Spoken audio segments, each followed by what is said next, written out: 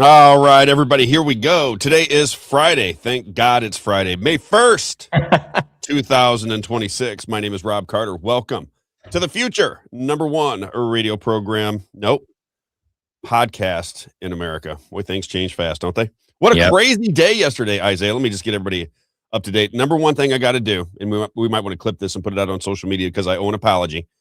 Apparently, a few days back, we posted there's this maniac that is on social media who was on the radio app all the time. He's kind of a known person, belligerent moron. Again, I apologize to the Lord for that, but the reality is the reality. And he is trying to draw me into some form of confrontation. I keep inviting him on the show. As of today, we have not seen any response, so that he says he's going to, but we'll see. I'd love to have him on, but he made mention that he had never been to a radio show, birthday party, or event, and I had made the commentary that I believe there was some coordination going on after I left the radio station between him and station ownership. He says he's never been there. I have to take him at his word because he seemed a little bit insistent that he had never been to a party. There was no behind the scenes coordination going on between the station and him to make me look bad, and I did make that comment. So as he said, I lied, and it's all how you look at it, but I apologize sincerely.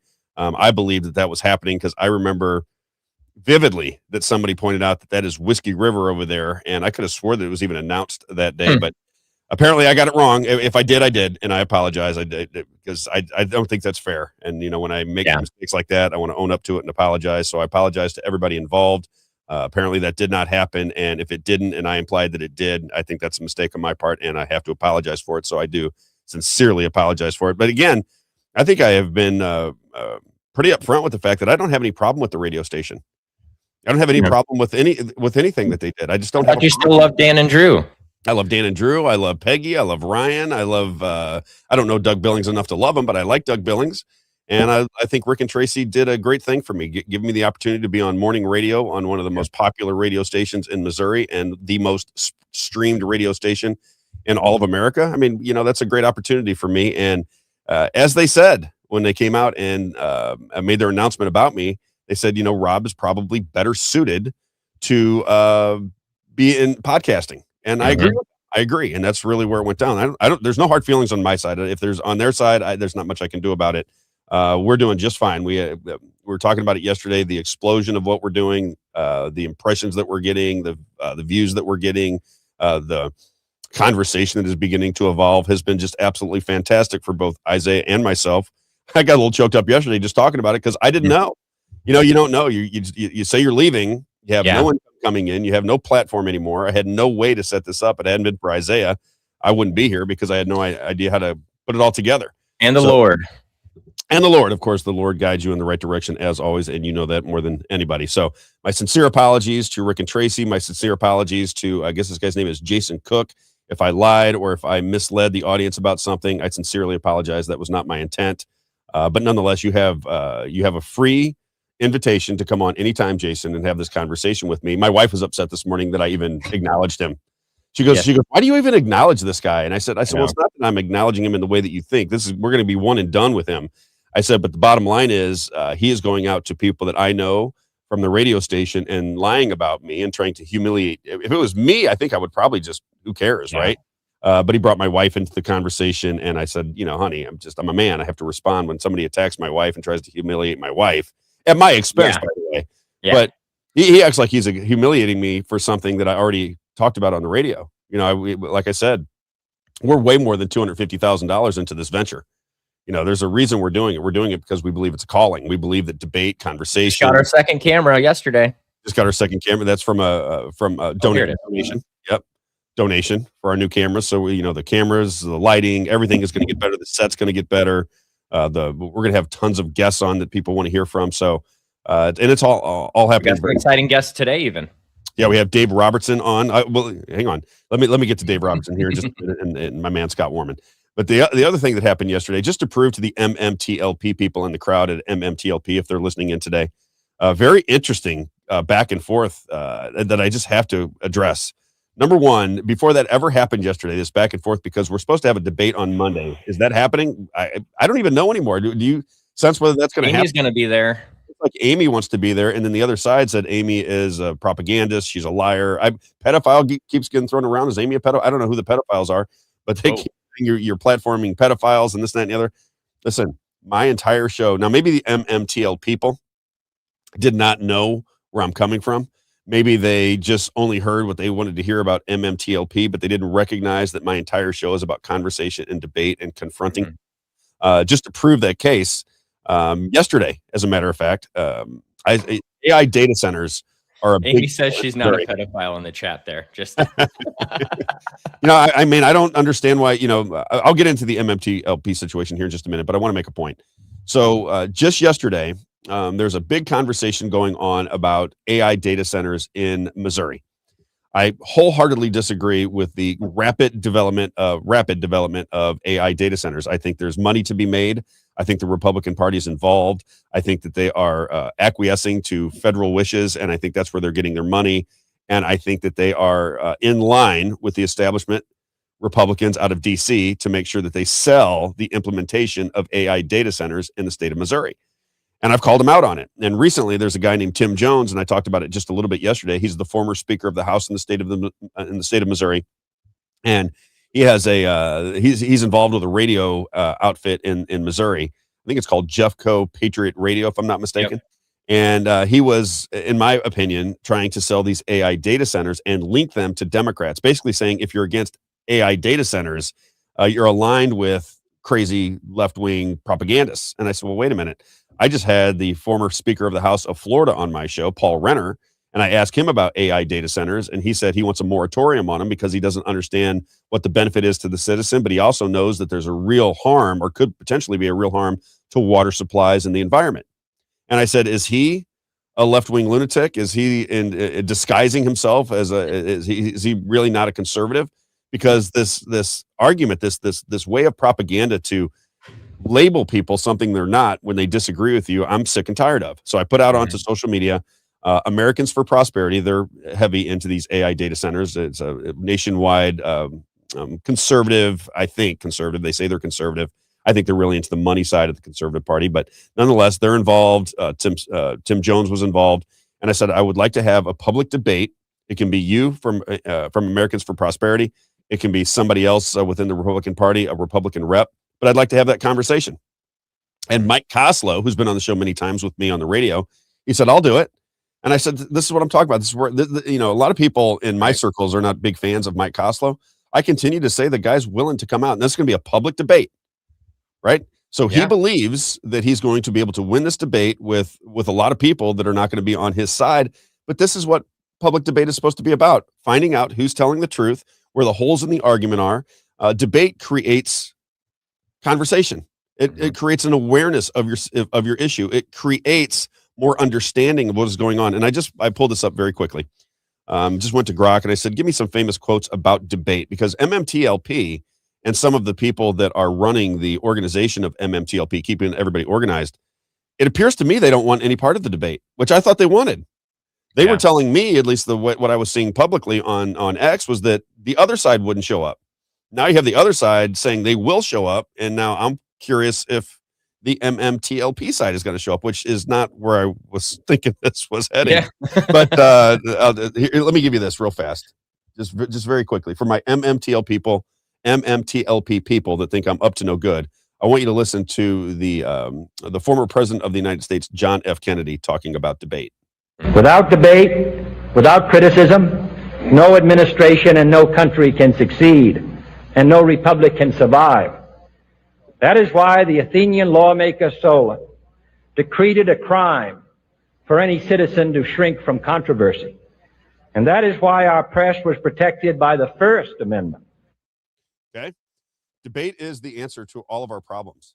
Debate is what is going to cure society. Not screaming matches, not getting behind your computer, not going out onto social media, and only portraying your side of an argument. And I say to the MMTLP people, when they say you shouldn't platform this person or you shouldn't platform their ideas or what have you, the reality of it is, if you have the better argument and you understand the argument, you'll win the argument. Mm-hmm. It's that simple. So why, no matter what your reasoning is for not having the other side on, whatever your complaint is, that it's the whole point of the debate. That's what it's all about. And I'm telling you, I'm doing it. You think that it's not a little intimidating to go up against Mike Koslow? He's a bright guy. He's going to have all the information. He's ready to go, and he wants to debate me about AI data centers. But I want to have that debate with him because even if he wins, we're going to learn something. I don't go into debates to try to destroy the other side. I go into debates to make sure that the people listening to me have a clear understanding of the real issues, because we can back and forth it all day long. And then the audience, the people that are watching the debate, will begin to understand the issues better and better and better. And I'll say this last thing about the MMTLP situation. If you do not debate, if you don't show up, I don't know what your plan B is.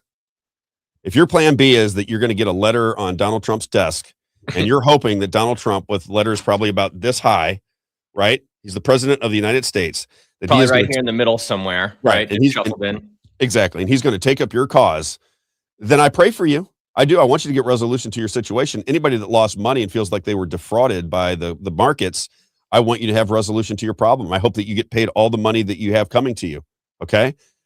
But running from a debate, my opinion, that's not a good look. Isaiah, would you agree with that? And should I read the Bible verse that I was reading to you this morning?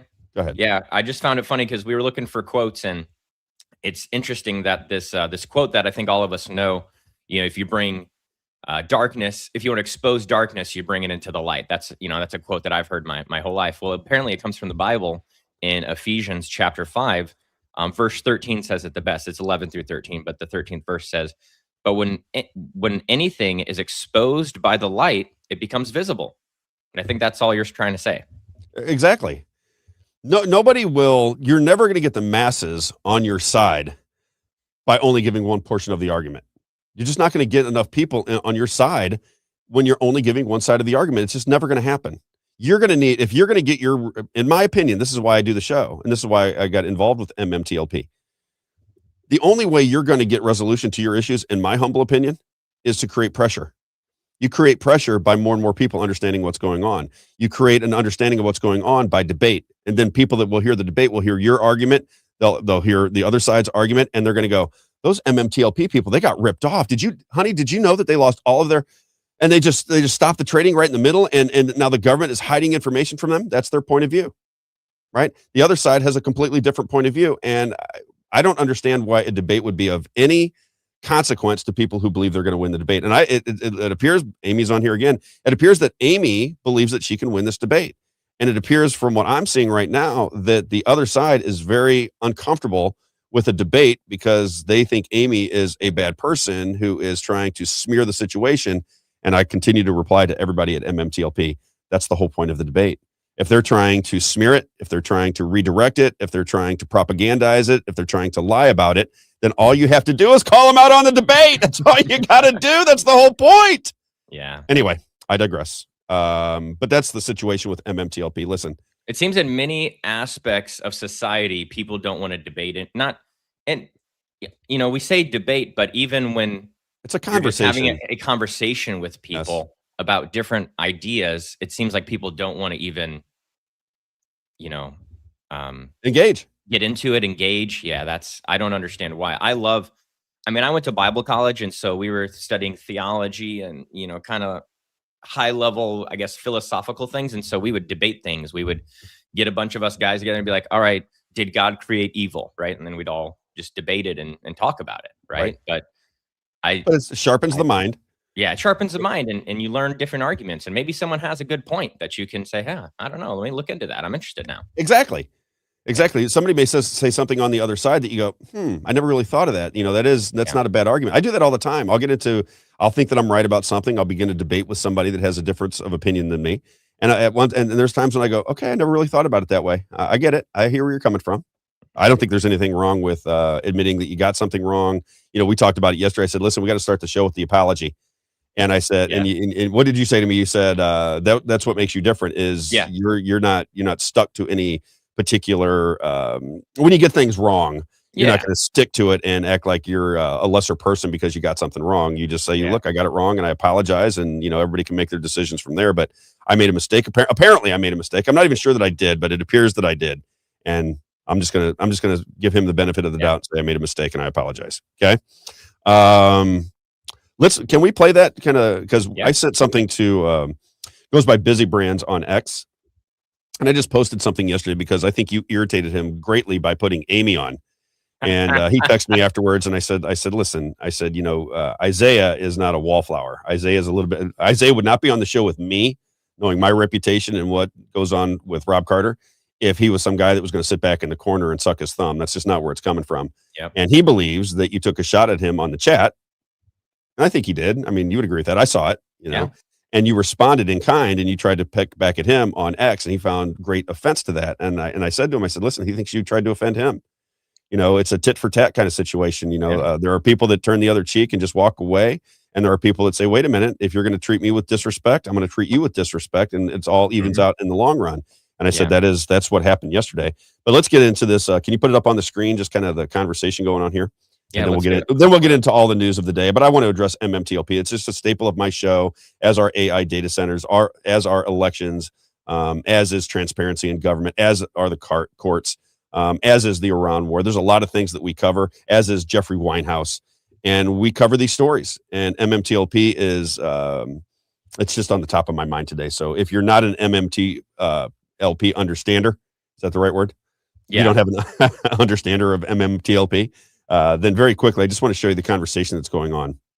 And this was from Busy yesterday. He said, we had a great opportunity to have Ann Vandersteel join the Robb Carter Show to discuss MMTLP, but Robb's new producer let the segment devolve into a distraction with that girl traitor, which is Amy. He says, at Junk Savvy, you should rethink debating that shill. We keep platforming their rhetoric. Let's stay focused. And I mean, who's platforming them? Are they talking about the spaces? That's the only thing I can think of is they're platforming them on X Spaces. And, my argument to that is you're kind of preaching to the choir in those situations. You're talking to everybody who understands your plight. You want to take it out to the masses. Now, am I going to get it out to the masses? You're going to get it out to, I'm guessing we could get it out to 250,000 people. That would certainly help you, wouldn't it? And with all of your power that you've accumulated through X, you can chop up what you think that works for you. You can chop that up, and you can have 3 or 4 or 5 or 600 people chopping up arguments that you think make your point, spread them out all over social media. You have Ann Vandersteel pick it up. You have, all these people that come onto our show, whether they be politicians or people in the financial, Kristen Shaughnessy, Charles Payne, everybody that's involved, and they begin to spread that information. That's what you need. You're looking for I believe that you're looking for help from a system that is proven not to help. They're just proven not to help. That's where I'm coming from. Okay. Hopium. So then what is the response to this? Can we show the response? Hopium. Exactly. They sell hopium. This is my response. Is this where you got in trouble? Yeah, that's where I got in trouble because I said, LOL, you're mad. I showed a comment from her. I showed comments from both sides. Get over yourself. And then I did this quote from Charlie Kirk. People were asking where this quote's from. It's from Charlie Kirk. He said, when we stop talking, that's when you get violence. Right. When you don't have conversations with people, it turns, well, if you look how the conversation goes between MMTLP and the other side, and I don't know what to call the other side, really. I just keep calling them the other side, which is probably not fair to begin with. But they hate each other because they disagree. They hate each other because they think one side is trying to get the real information and the other side is trying to distract from the real information. But the side that says they're distracting from real information thinks that MMTLP, they have the same argument, right? So if that is a public fight, why not have a conversation about it? And what were the people saying? I mean, you and I were talking about it just a little bit last night. It appears that the argument made by most of the people in this thread were against having a debate. Yes. Isn't that the way you took it? That's what not all. You can't paint everybody with a broad brush. Not all of them. No, I don't want to characterize all of them, but I see a lot of calls on social media, specifically on X, towards Junk Savvy. Even Busy Brands was the one who started calling Junk Savvy not to debate. And I have not seen her respond. I didn't either. So she must be either contemplating it or preparing. One or the other. But anyway, so this was the response that I think really triggered him, because he wrote a book here for me. I still haven't read this book, but I read the first line, "Listen, young man," and I said, "All right." And so I was like, "All right, man." So I hit him with a classic response. "Yeah, sorry, I'm not reading all that. I'm happy for you though," or "Sorry that happened." And then I think it got into there's Doug Douglet, who's been Douglet. What's he say? Let's just read some of He these. said, Busy is 100% correct. He's been one of our most relentless fighters for transparency in this entire MMTLP fiasco. No one knows the lengths these lowlifes have put us through for 1,240 days better than Busy. Busy represents the best of us. Okay, next. As an MMTLP shareholder who has also been in the trenches since day one, maybe this would be best discussed over the phone as opposed to publicly for all to see, Isaiah. Okay, next. You know why I get triggered seeing her name on Robb's show? She is trying to stand in the way of the financial security for my family and what I've been fighting for 3+ years. So many tears have fallen, and she mocks us. It's not us versus them. It's good versus evil. Okay. And what did we just read in Ephesians 5, right? No, if we're going to get into spiritual, what's the Lord say about it? Yeah, it says right here. But when anything is exposed by the light, it becomes visible. So that's what all you want to expose. What you're saying. There's tons of comments here. Yeah. What you're saying is what we're trying to get accomplished. We want to expose whoever's telling the truth versus who's not. And, the fights that you guys have been in, I don't understand those. I don't, I got into a fight last night. Some people love the response from the other side quote, right? That's it's a very odd situation, I must admit. Yeah. All right, I don't think you expected to find yourself here where the MMTLP community was the ones who would start calling to not have a debate. I think that's kind of. I think the exact opposite. And I don't know that Julianne's not coming on. I don't know that. She may be preparing right now, as for all I know. And she's been wonderful to me. I like her when I talk to her. Yeah. I like Busy when I talk to him. I like all these people within MMTLP have been very good to me. I like them. I'm rooting for them.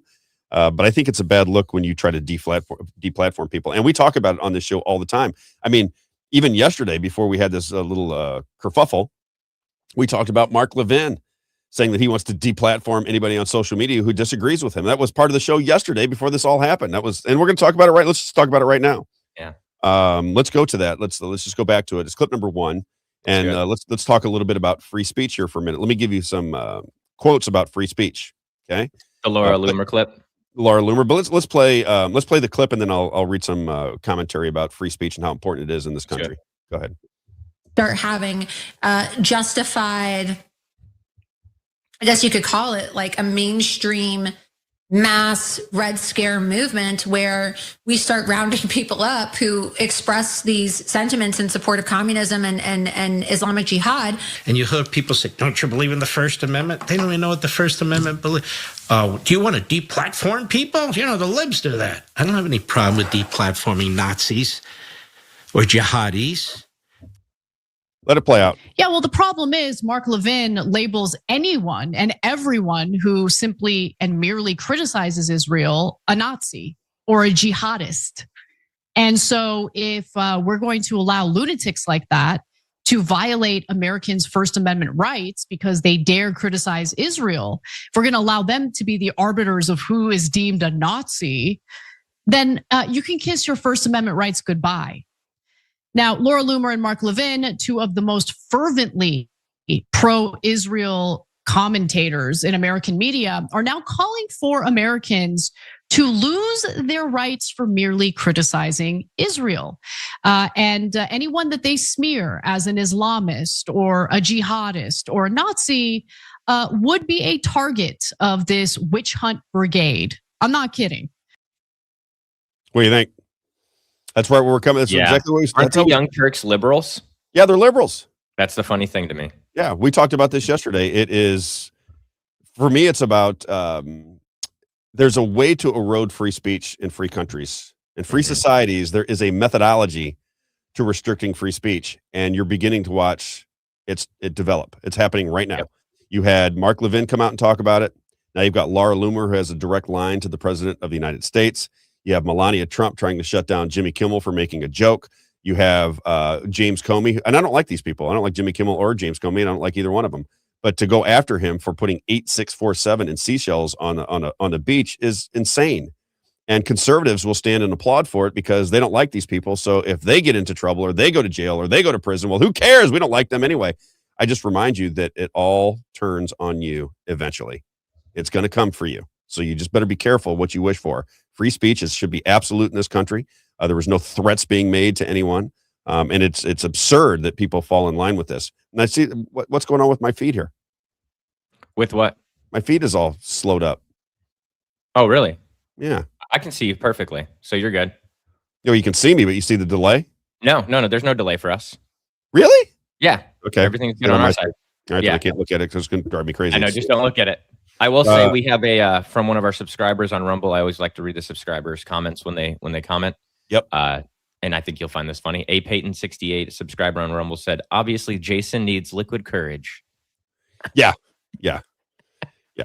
My wife is worried that a confrontation will ensue. She knows me a little bit too well. I don't intend to do that. I'm too old for that. Yeah. I think, but who knows? Water on the duck's back. Yeah, who knows? Benjamin Franklin. All right. This is what he says about free speech. And we have to remember the importance of being able to speak your mind, even when people find it egregious and when people find it horrible to even hear. The idea of free speech is so that even if you're bad, people can see it. If you're good, people can see it. If we don't know what's good or bad, we debate it. Okay. Benjamin Franklin says, whoever would overthrow the liberty of a nation must begin by subduing their freeness of speech. Now, I want you to listen to Mark Levin. Do you think Mark Levin is sharper than Ben Franklin? No. You know what I'm saying? Mark Levin is just a pure Fox News propagandist whore.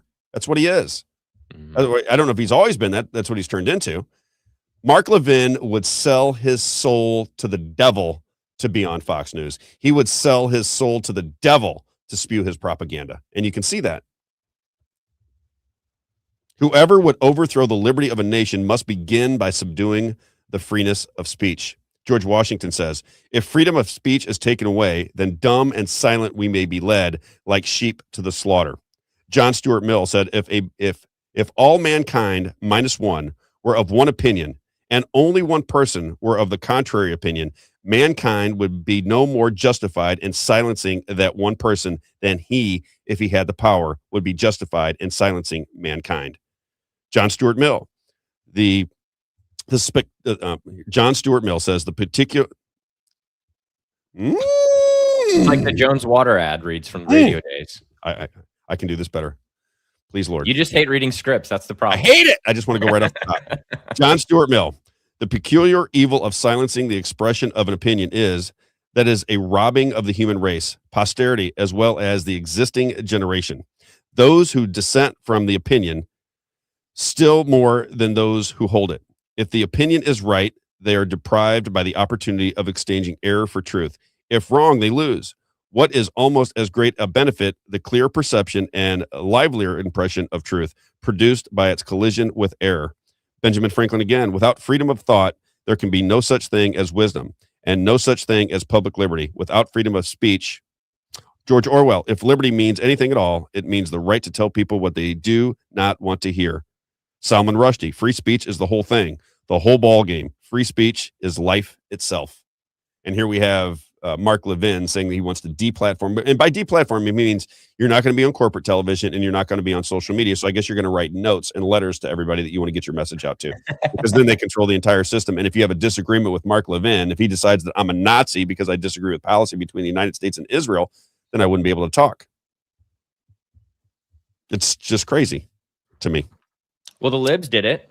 That's what he said.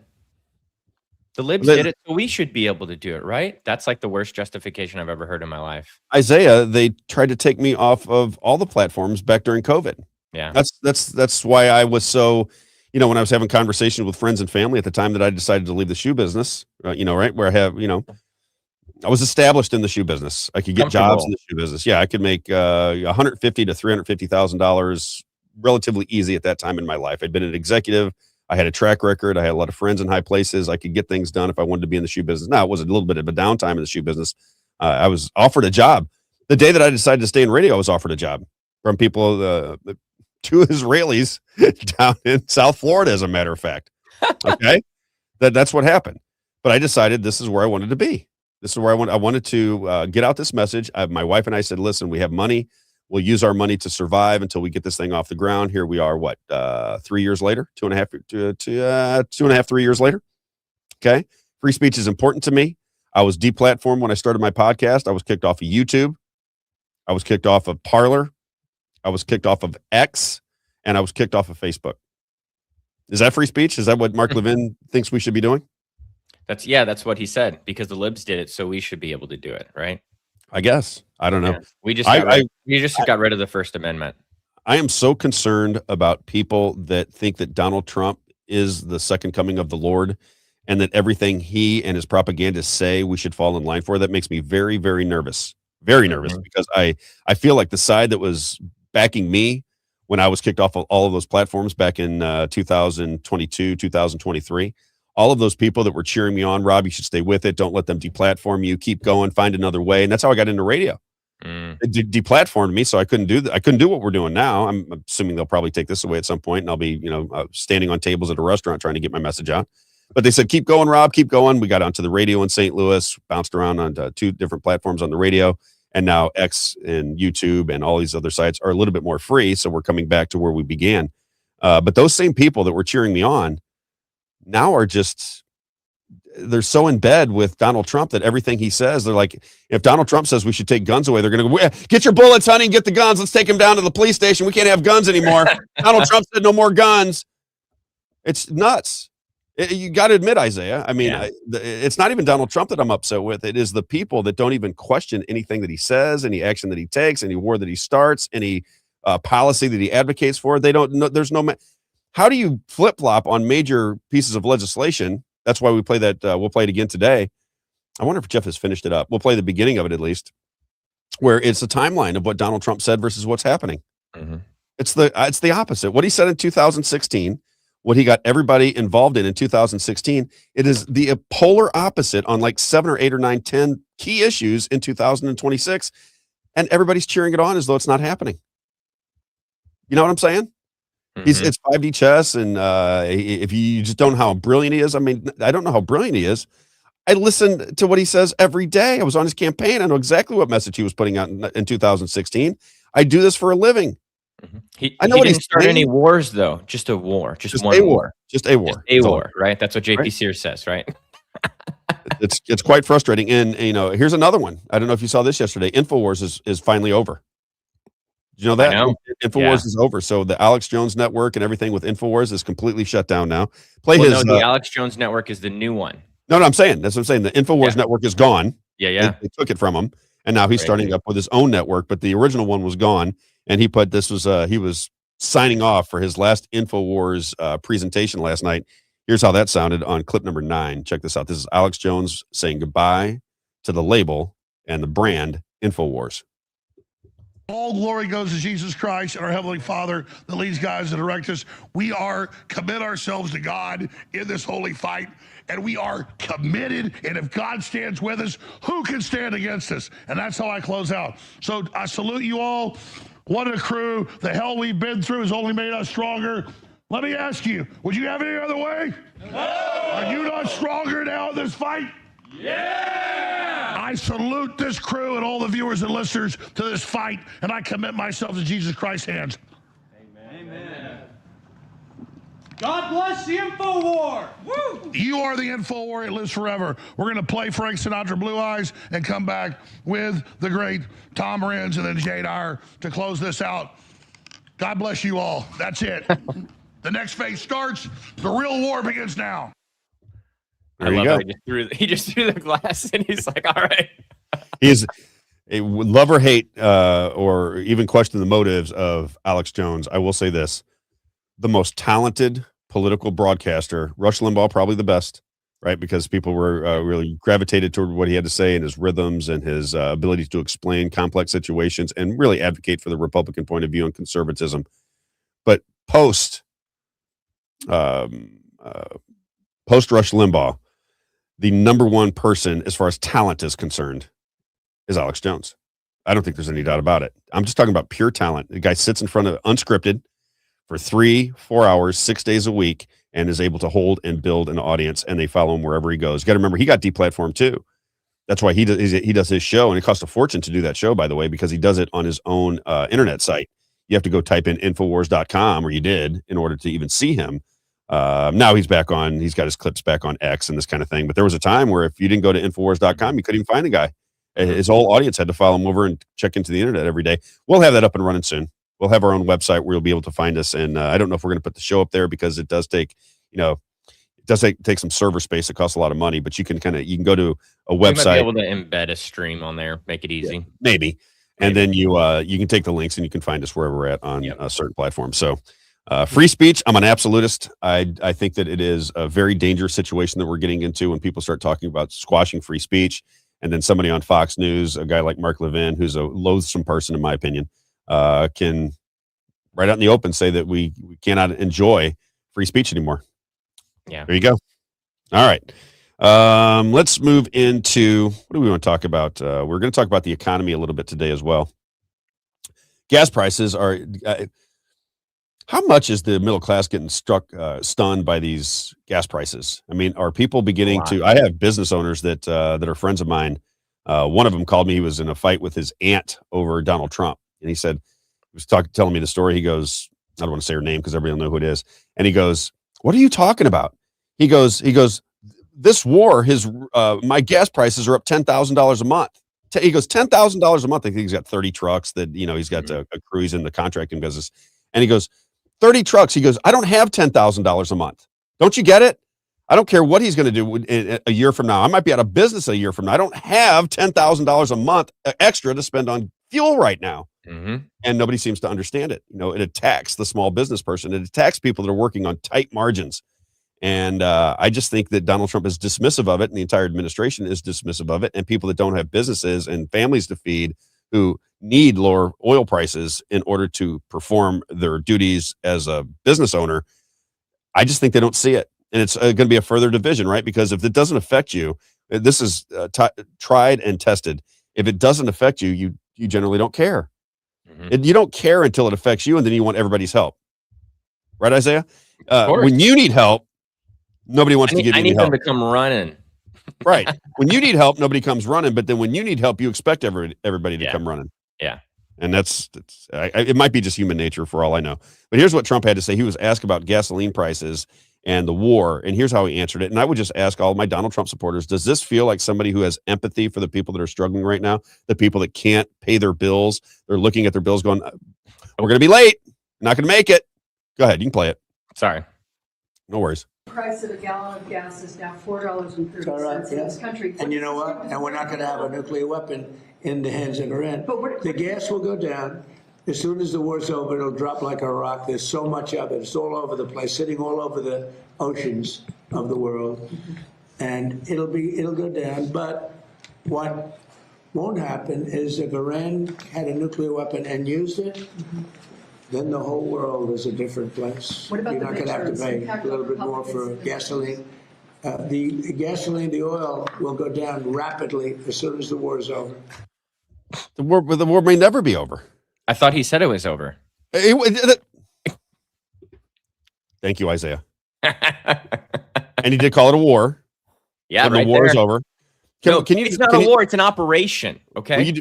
But he just called it a war. He's bombing a foreign country, right? So let's look up. Can you just Google or go to DuckDuckGo? I like DuckDuckGo better. But will you look up how war can be implemented by the United States government? There are laws that this country we're supposed to be following the Constitution. I don't know if that's happening anymore. In fact, I know that it's not. But the Constitution says that in order to start a war, you must have congressional approval. Donald Trump does not have congressional approval. And the people on the right that are, can you show it what it says so people understand where I'm coming from? All the Donald Trump supporters that hate me for pointing out that he's not following the Constitution with elections or with war or with anything else. Now they're talking about eroding free speech. When people used to say he's Hitler, I got to tell you, I hope that's not the case, but it's looking more and more like it's aimed in that direction, if you will. It's aimed in that direction. When his what's it say there? Read that to me because I'm requiring a simple majority vote in both the House and the Senate, followed by the president's signature. Under the U.S. Constitution, Article 1, Section 8, Congress holds the sole. What does sole mean? Does that mean complete? The only. Congress holds the sole power to formally declare war, requiring a simple majority vote in both the House and Senate, followed by the president's signature. Did Donald Trump just call it a war? Mm-hmm. If he called it a war and the Constitution says Congress, by a simple majority vote, is the sole power to formally declare war, then are we in an unconstitutional war as we speak? Yep. What am I getting wrong? Why do people fight me on this? What is going on? And this is what I mean about the brainwashing. That's why we talk about it all the time. People get so embedded in their position that they begin to root for things that aren't good. They begin to root outside of their own interest. If the government doesn't have bounds, if they're not constricted by, if they're not following the Constitution, you have a lawless society. And if you have a lawless, unjust society where criminals can convince you that what they're doing is smarter than the original Constitution, then here's what you get. $6.59 for diesel in Seattle area. Wow. $6.59. Seattle It was was so expensive. I worked for a tech company that was headquartered out of Seattle. Oh yeah, and, spent a lot of time there. Oh yeah, and I remember one of the first times I went there with a buddy of mine, and I'm like, oh, we finished all our meetings, and we had super late meetings until like 8 p.m. that night. I'm like, hey, you just want to grab some McDonald's before we go back to the hotel? He's like, yeah, I guess. I'm not a big McDonald's fan, but it's easy. And we go in there. We're like, oh yeah, I'll get a double cheeseburger and fries. I was like, oh my gosh, $25. What the heck is going on here? Yeah. Seattle's very expensive. Seattle was one of the first cities that went to the $20 minimum pay. Yeah, that was Seattle. Yeah, I think the mayor of Seattle has actually never had a real job. The new mayor of Seattle, and she lives in her parents' basement. There you go. Very scary what's going on in the country, and very few people that are Donald Trump supporters are recognizing the situation that we're in. They're not seeing it because they think that the cavalry is coming. And it might be. I don't want to dismiss what you're saying, but you should have one eye on the road. And if you're going to have one eye on the road that we're driving on right now is people surrounding Donald Trump that he's taking pictures with are putting an AI surveillance system in, flock cameras everywhere, warrantless searches on American citizens. Listen to this. This is from MTG if you don't believe it. All right. Here's what Marjorie Taylor Greene had to say. It says, do you want to know how bad it is? This is Marjorie Taylor Greene. She put this out on X yesterday. The House passed FISA 702 reauthorization yesterday without warrant requirements maybe I should just quit trying to read that together. I don't understand it. When I have to send them to me and I read them. When I articulate it, I can't do it. When I'm reading by myself, I'm fine. The House passed FISA 702 reauthorization yesterday without warrant requirements by adding a good bill that bans a CBDC, central bank digital currency. That's how they tried to trick members of Congress. Dangle ban on CBDC, but you have to give up warrant requirements for Americans for FISA 702. This is what we talked about before. The Republicans are negotiating with themselves. So the Republicans will give you something that you say, oh, that's really, really great. This is really, really terrible, but we'll only talk about the great and you'll suck down the terrible. But they have the majorities. They don't need all of it. They can just get done past what's on their agenda, what's on the platform, but they don't. And then they point at the Democrats. It's the most bizarre you know what I'm talking about? Mind starts with an F that I've ever seen in my life. You get one thing you want, but you have to vote for dirty deed to get it. You get one thing you want, but you have to vote for a dirty deed to get it. But, she says, Thune says the House bill reauthorizing FISA 702 is dead on arrival because of the ban on CBDC. And Johnson knew this ahead of time, which is even slimier. Take that in. She goes, the Republican leader in the Senate, and there's no chance in hell that the GOP-controlled Senate will pass a ban on a central bank digital currency. And the House and Senate together refuse to pass any reauthorization of FISA 702 that requires the federal government to get a warrant from a federal judge before they use their super-duper spy tools to spy on you. So the government is putting spy technology, FISA warrants, flock cameras, kill switches in your vehicles. Let's do Chip Roy. Clip number 10. We'll kind of tie these things together. This is happening. This is what I want to say to my Donald Trump fans. I know that you believe, and you may be right, and you can certainly hope and pray that everything works out right and that he is playing some form of game because he's got vipers all around him. But this is actual law that they're putting into place. This isn't hypothetical. The hypotheticals are that Donald Trump's coming to save the day, and I hope that happens. But the reality is these are the laws that are coming down the line. This is actually law that you're going to be governed by. You're allowing the federal government to spy on you, store the information, and destroy your life if they so desire. You're putting in a system where you're not going to have tangible currency.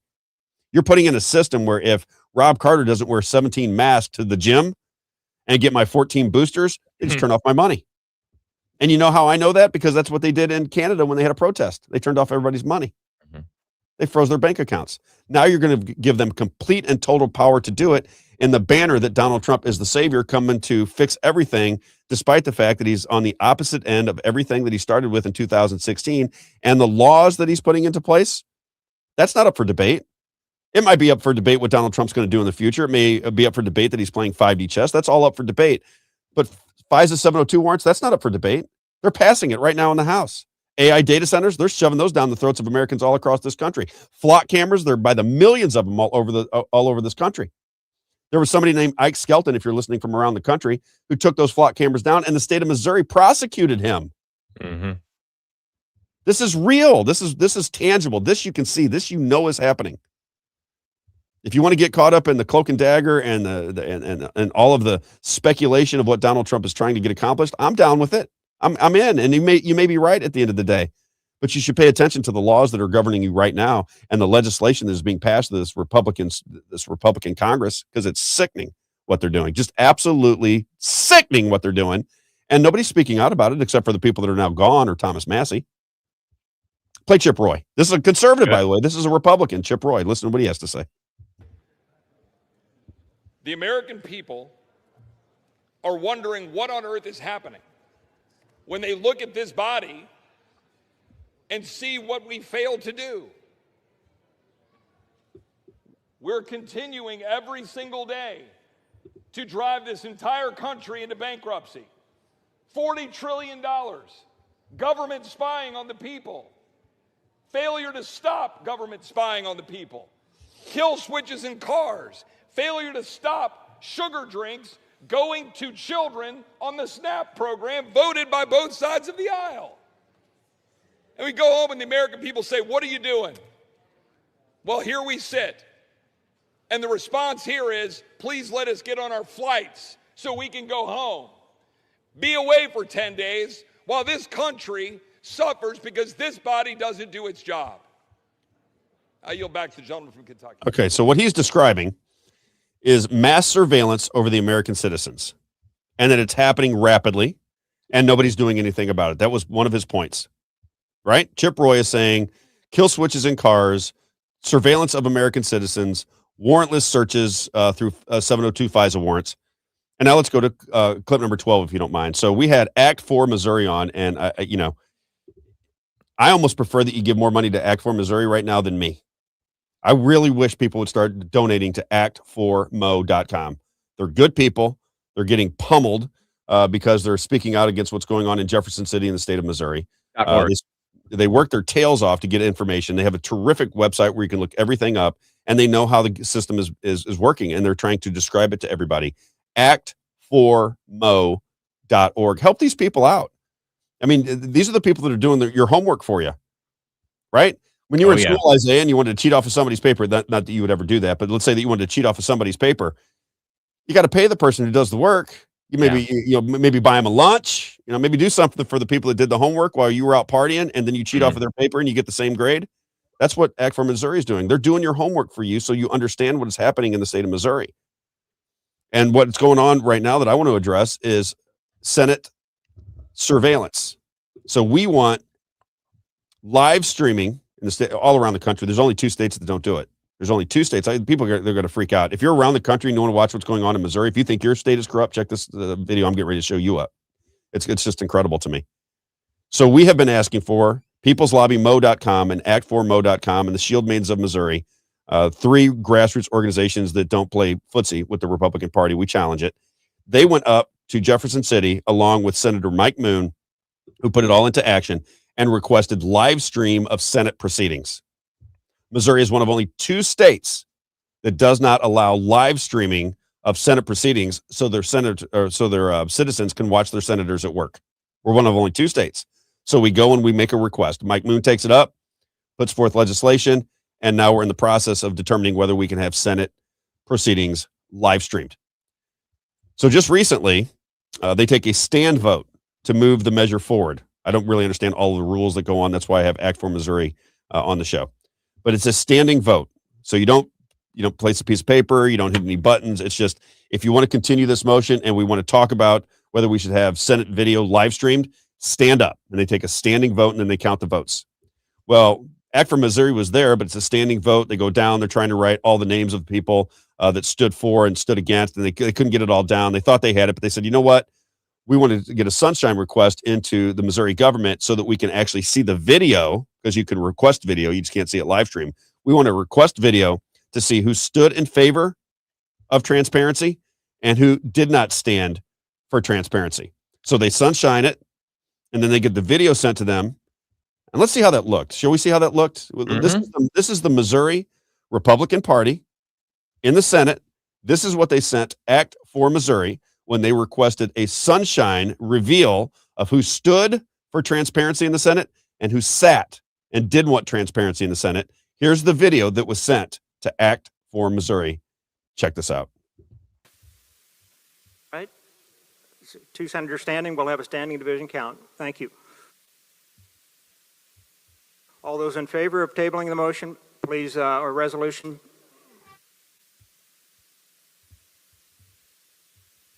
All right. All of the senators, please proceed to your desk so we can have a standing division. Senator from Jefferson. That we're calling senators to the chamber. All right. And Sergeant Arms, would you please confirm the senators have been called to the chamber? Thank you.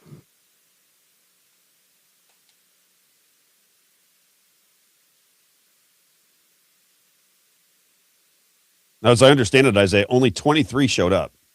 Only 23 of these brilliant senators thought it necessary for us to watch them do their business on behalf of the people of Missouri. Only 23 people thought that was necessary to even show up and take the vote out of, I think, 36 or 37. Check that out. Just went black. Did they just cut it? Yeah, no, check it out. That's what they did.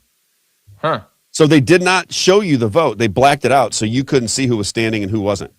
And that's what they said to Act for Missouri. It goes black like this. Now check it out. Just watch when it comes back. This is what's going on in our country right now. They're going to surveil you when you go to the bathroom. They're going to surveil you when you're in the shower. They're going to surveil you when you're making love to your husband or wife. But if you want to see how they're governing you, this is what they send you in the state of Missouri. And they wonder why there's a lack of trust. They wonder why people question their tax bills. They wonder why people get aggravated when in the Missouri Constitution, Isaiah, it's single subject bills only. You can't throw a bunch of resolution look, on the table. There you go. there it is. To make that a standing division, if you'd like to ring the bells and summon the senators, if I have another member standing, I'd like to make a motion for that be a standing division. Okay, now they're going to do it again. It's the craziest thing I've ever seen. Yep. And these people, I guess, just don't care. Secretary has indicated the amendment has been tabled by a Sure. 12 to 11 vote. 12 to 11. So that will be laid over. And Senator, would you care to make an additional motion? I look at the people leave because they don't want to vote again, so they all get up. Can you rewind that just a bit? Can I just show you what I'm talking about here? Let me show you what's going on here. Secretary has indicated the Okay, amendment pause it right here. has been Right there. tabled Okay. by a They're 12 about to to get up. 11 Right when they get up to walk, check it Yeah. out. When they get up to walk, let it go. vote. So that will be laid over. And Senator, would you care to make a Right there, stop. Stop. You see the guy standing Running right in the middle? away. See the guy? That's Adam Schnelting. That's Adam Schnelting from St. Charles. They're going to have another vote. So he's getting up to walk away. So he's not going to be involved in the vote. He just couldn't stick around for another 30 seconds to stand up and do the vote. So what he was telling people associated with us is that he had to go to the bathroom. That's not why he was there for the vote. So this is just a perfect example, right? They didn't shut down enough. A perfect example of what goes on in the Missouri Senate. He doesn't want to be on the record for a vote, for or against. So now he has one vote that looks good, probably. And now that it's getting down to brass tacks, he's going to run to the bathroom and tell everybody that he couldn't get back to this on time. He couldn't do it. Sorry. This is what we called an absolute and total fraud, is what he is. An absolute and total fraud. And the people that are backing Adam Schnelting, this is your representation right here. This is what it looks like right there. Nick Schroeder left too. As soon as they say they're going to take a vote, you see the people that you consider conservative, that you love so much, that you campaigned for, that you gave all your money to. As soon as you need a vote for transparency in the Senate, these two people get up and walk out of there. And you can see it right there on your screen. I wish you had a little marker to circle it, but if you're looking, it's just a little bit to the right, and he got up. As soon as they said they were going to take the standing vote, he gets up and walks away. It's just maddening. And they don't even recognize how frustrating it is to people that are paying their taxes to this monstrosity. Go ahead and let it roll. There they go. Yep. And I noticed my Senator Ben Brown stayed. Ben stayed? Well, Yeah, they count the numbers in advance. This is all pre-programmed. Yeah, there's Ben right there in the middle. but Nick was gone. I saw Nick sitting there, cut to black, and then Nick was gone. It's all organized. It's theater. That's Yeah. what I continue to tell people. Here's a perfect example of what I mean when I say it's theater. Is that not? Could it be any better than that? Yeah, Could it be any more perfect than that? That's exactly what's going on. And they'll have every excuse in the book, Isaiah. When they get caught, they'll tell you why it was a good move. They'll explain it away, and that people that can get kind of turned around with misinformation, they'll go, "Oh, I get it. He was going to pee his pants if he didn't go. He's like a 4-year-old. He had to go to the bathroom right away. He's got a pee problem. You know what I mean? He's just an adult who couldn't hold his bladder for another 30 seconds to make sure that we have transparency in this. He just couldn't do it. He couldn't do it. He had to run out of there. Doesn't that make you just? Am I the only one that gets frustrated by that kind of nonsense? It just makes me. I'm just thankful that I live in Ben Brown's district. I'm very grateful. I like Ben. Yeah, but it's so frustrating. It is, and I believe because it's people that we think are conservative and that we want to support, but then they do things like that. And you can see it right there. I'll keep that video forever because that is such a perfect example of what I'm talking about. The orchestration from the top. Mm-hmm. They don't want to pass that bill. At least right now, they don't. They don't want to pass that bill. They don't, for whatever reason, they don't want to pass it. Probably because the Missouri citizens want it. Anytime the Missouri citizens want something, they have a reason to explain to you, you shouldn't have it. That's basically what it comes down to. If you want it, then they have to come up with a reason and a method and a process that you don't get it, and then explain it away with their brilliance. It's like the income tax bill when everyone wants their property taxes, actually. Perfect example. I'm not even against usage taxes. I've talked about before. No, I'm not against them. No, I'm not against usage taxes, but to get rid of the income tax, property tax, why not have a conversation with your people before you make those decisions? Yeah, because I guarantee people don't like the property taxes, especially for elderly people that are not working anymore. They're on a fixed budget, and you're going to whack them for property taxes and personal property taxes and gasoline taxes, and then ask us for approval to override the Hancock Amendment, which says you cannot raise taxes without a vote on the people. Now you want a vote of the people to come at the expense of sales and usage taxes as a elimination of income taxes, which, who knows what the next Congress will do. It's just.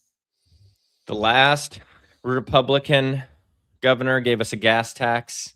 Now they're eliminating, quote unquote, eliminating a tax. It's interesting, right? Raise taxes, eliminate a tax, but really tax us in different ways, but not tell us the rates and how we're going to be taxed. I don't even want to get into the tax situation because I really don't know what they're. I want to give people the benefit of the doubt, and I want to think that the people involved in this tax situation are trying to do the right thing. It's like I said, you're talking about Nick. I like Nick. Me too. I like Nick. I worked with Nick. I like Nick. I want Nick to be the next Attorney General of Missouri. But this kind of bullshit, and I apologize for the cursing. I do that sometimes without even thinking. This kind of BS is it's childish. It erodes confidence. It erodes trust, and it should not be happening. It just should not be happening. People should stand and deliver on the votes that their people want them to take. The conservative party, nobody in your Republican party, no constituent in Missouri that is a Republican is begging you to do your business in the dark. Do you think?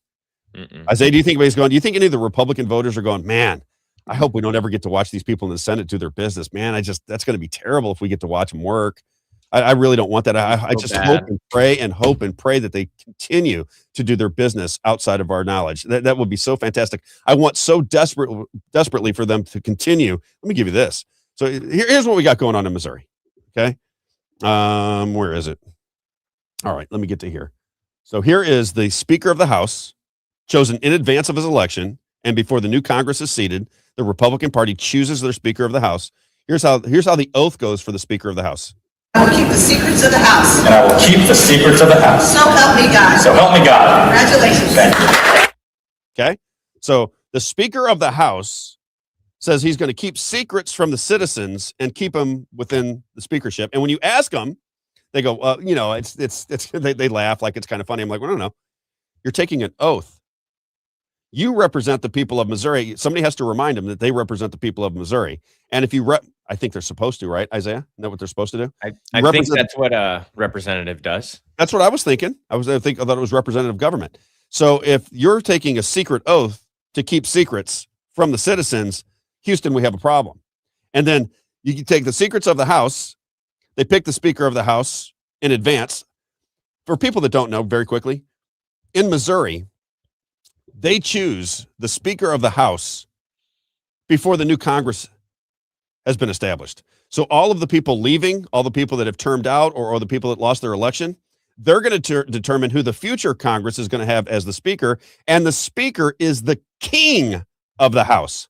No legislation moves forward without the approval of the Speaker of the House. So you don't even really need Congress. You don't need any of them, because the Speaker determines all legislation. And who determines the Speaker? The people that are leaving. The people that are going away pick the Speaker, and the people that made all the campaign promises come in, and they're going to have to lick the boots of the new Speaker, which has already been determined as Alex Riley.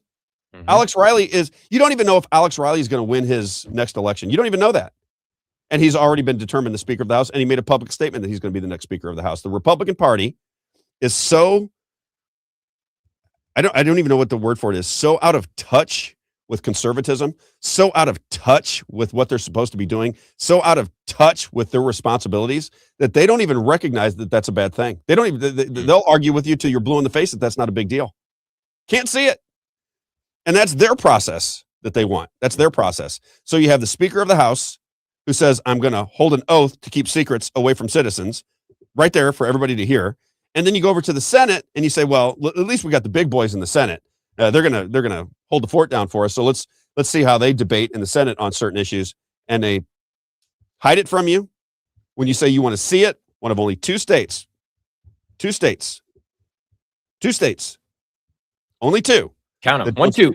1, 2. You can count them very easy on one hand. Only 2 states that do not live stream the proceedings of the Senate.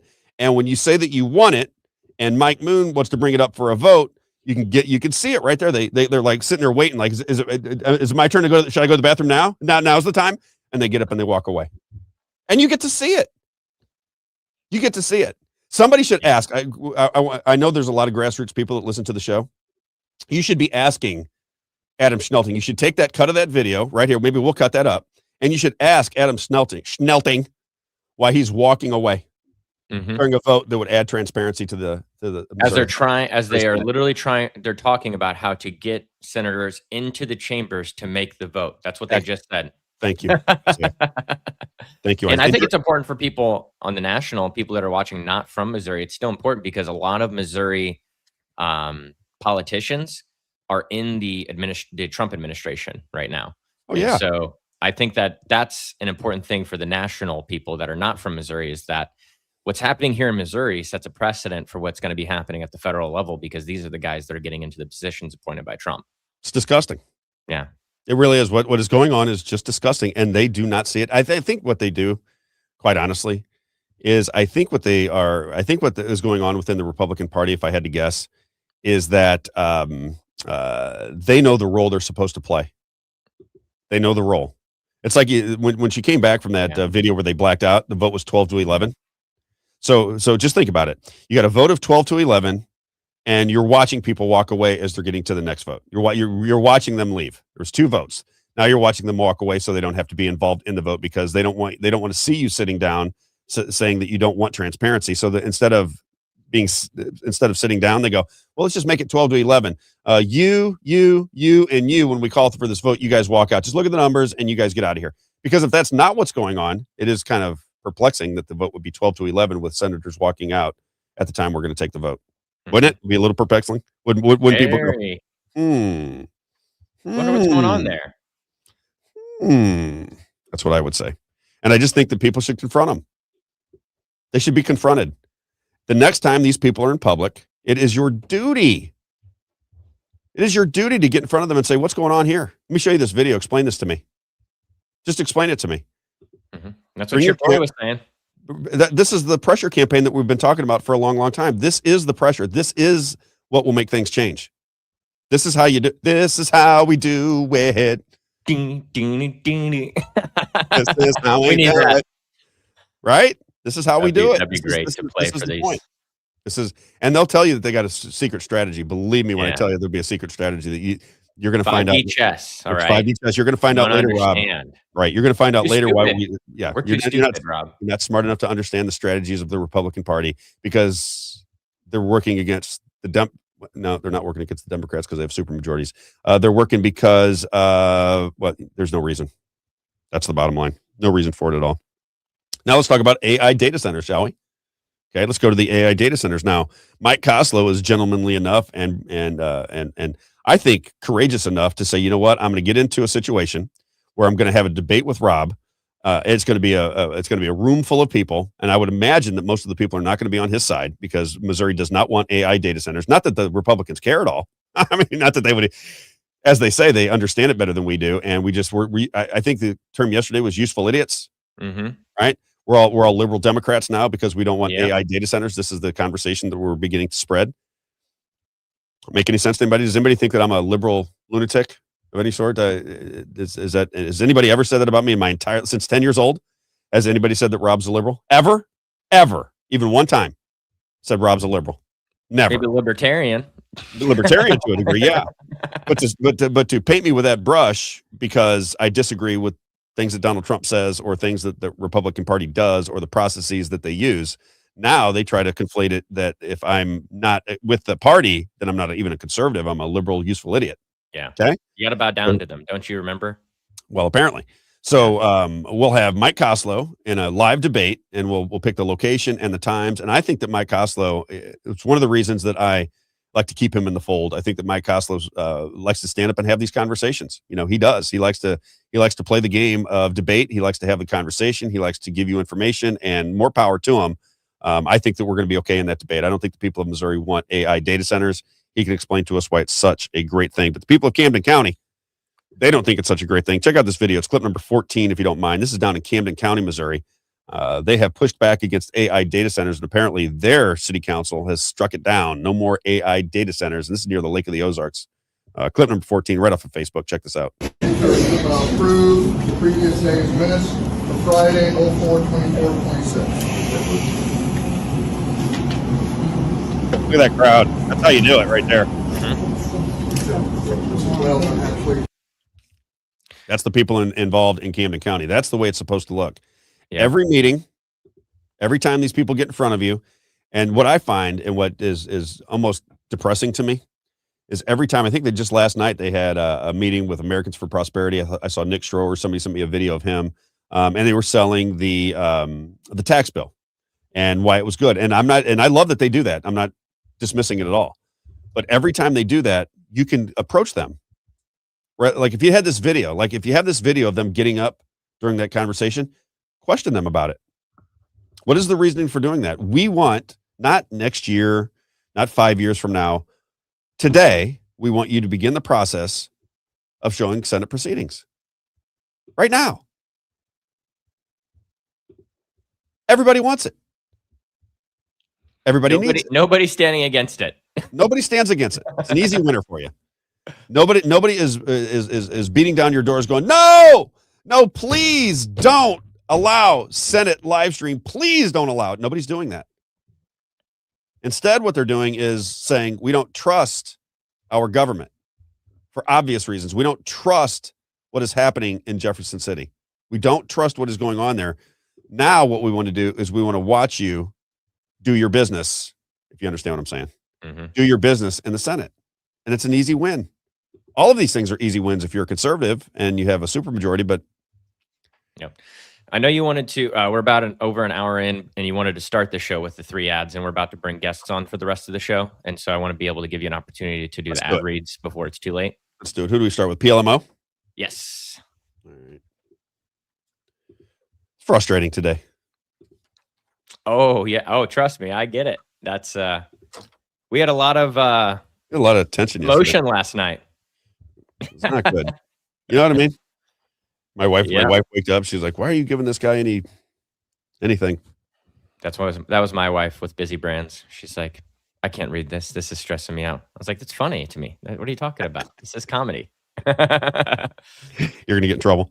All right. Let's start with PLMO. Here we go. What we just brought to you is something that Act for Missouri put together. So I'm kind of right now. I'm saying actformo.org is somebody you should pay attention to. People's Lobby Missouri is going to bring you the platform and the forum, and we're going to do the work to get people that want to deal with us, right? I say this, I'll say the same thing to MMTLP people as I say to the Republican Party. when you don't want to have a conversation, when you don't want to debate, when you don't want to confront the other side, it shows weakness. It appears, even if it's not true, it appears there's a weakness in your argument. That's why I want to have these public debates. And we're going to call these people out for public debates so that the citizens have more information, that they can ask the questions that concern them. I'll create the opportunity for us. That's my plan. It's a pressure campaign. It's a marketing campaign. And just very quickly, peopleslobbymo.com. peopleslobbymo.com. We ask for donations. It stays with People's Lobby Missouri. Has nothing to do with the show. I use the show to perpetuate the motives and the agenda of People's Lobby Missouri. But what we're doing is creating a pressure campaign. It is my belief, and I talk about it all the time, that you're not going to get things done in a traditional fashion. There was a time when you would go, you know what? Adam Schnelting just got up and walked out of a Senate proceedings that was going to add transparency to the Senate. That's inexcusable to me. I won't vote for him next time. And then you go, well, you won't vote for him next time, but the guy that's running the elections, a guy by the name of Kurt Barr, wants to have tabulators in the elections. His wife ran for office. His office was the last one to get the election results in St. Charles County. His wife wins by 1 vote. People want to recount, and he's basically saying, no, we're not getting it. It costs $10,000 for a recount. Right? So this is the Republican Party that we're trying to expose and to upend.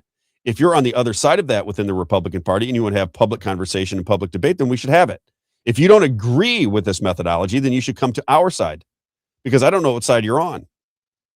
Would you agree, Isaiah? How do we know what side you're on when you're trying to restrict information? Yeah. When you don't want to have give Nick Schroer some credit. They did have an AFP event. That's what I was saying. I do want to give those credit where credit is due. 100%. That's what I just said. And I like Nick. Yeah, I know. I like Nick. I want Nick to be successful.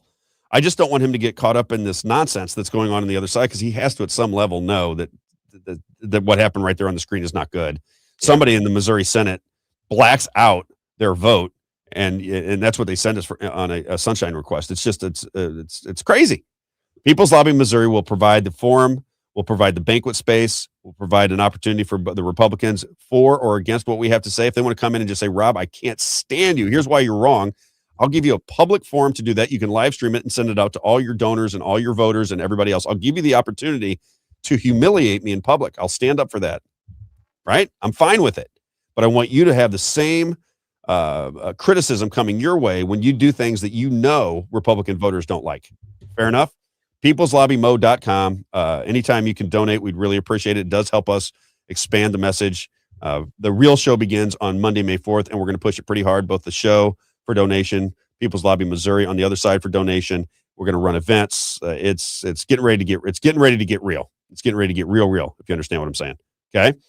People's Lobby Missouri. And then People's Lobby Missouri, let's get the other two people in here, will sponsor free lunch for everybody out in Franklin County, because I love the people of Franklin County. You talked about Ben Brown being a senator from Franklin County. We like Ben.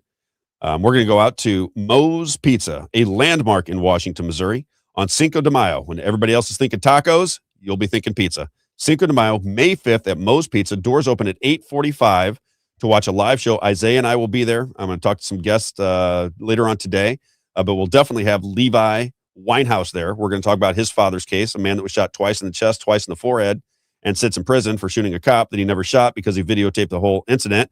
And everybody knows that it's a miscarriage of justice and nothing has happened. This man's been sitting, in my opinion, in jail for 14 years when the video shows the exact opposite of what the police said happened. It's just right out there for everybody to see. It's just unconscionable that this man sits in prison. We'll have his son, Levi Winehouse, with us on May the 5th. Might have some big-time attorneys there to talk about it. We're trying to get the former sheriff of Franklin County there. We're trying to make things happen so we can have a robust conversation about getting this man out of prison with some quickness. Okay? Moe's Pizza, May the 5th. Doors open at 8:45, but at 11 is when the food begins to get served. And we're going to buy food. We're going to buy lunch. It's going to be pizza and salad bar only. Pizza and salad bar only with a soda. People's Lobby will pay for the first 50 people that show up for their lunch. And then let me just get Moe's Pizza. Let me get this live read in. As he likes to say, Moe's Pizza, my man, Mike Johns, God owns the place. I just work here. My kind of guy. Family environment.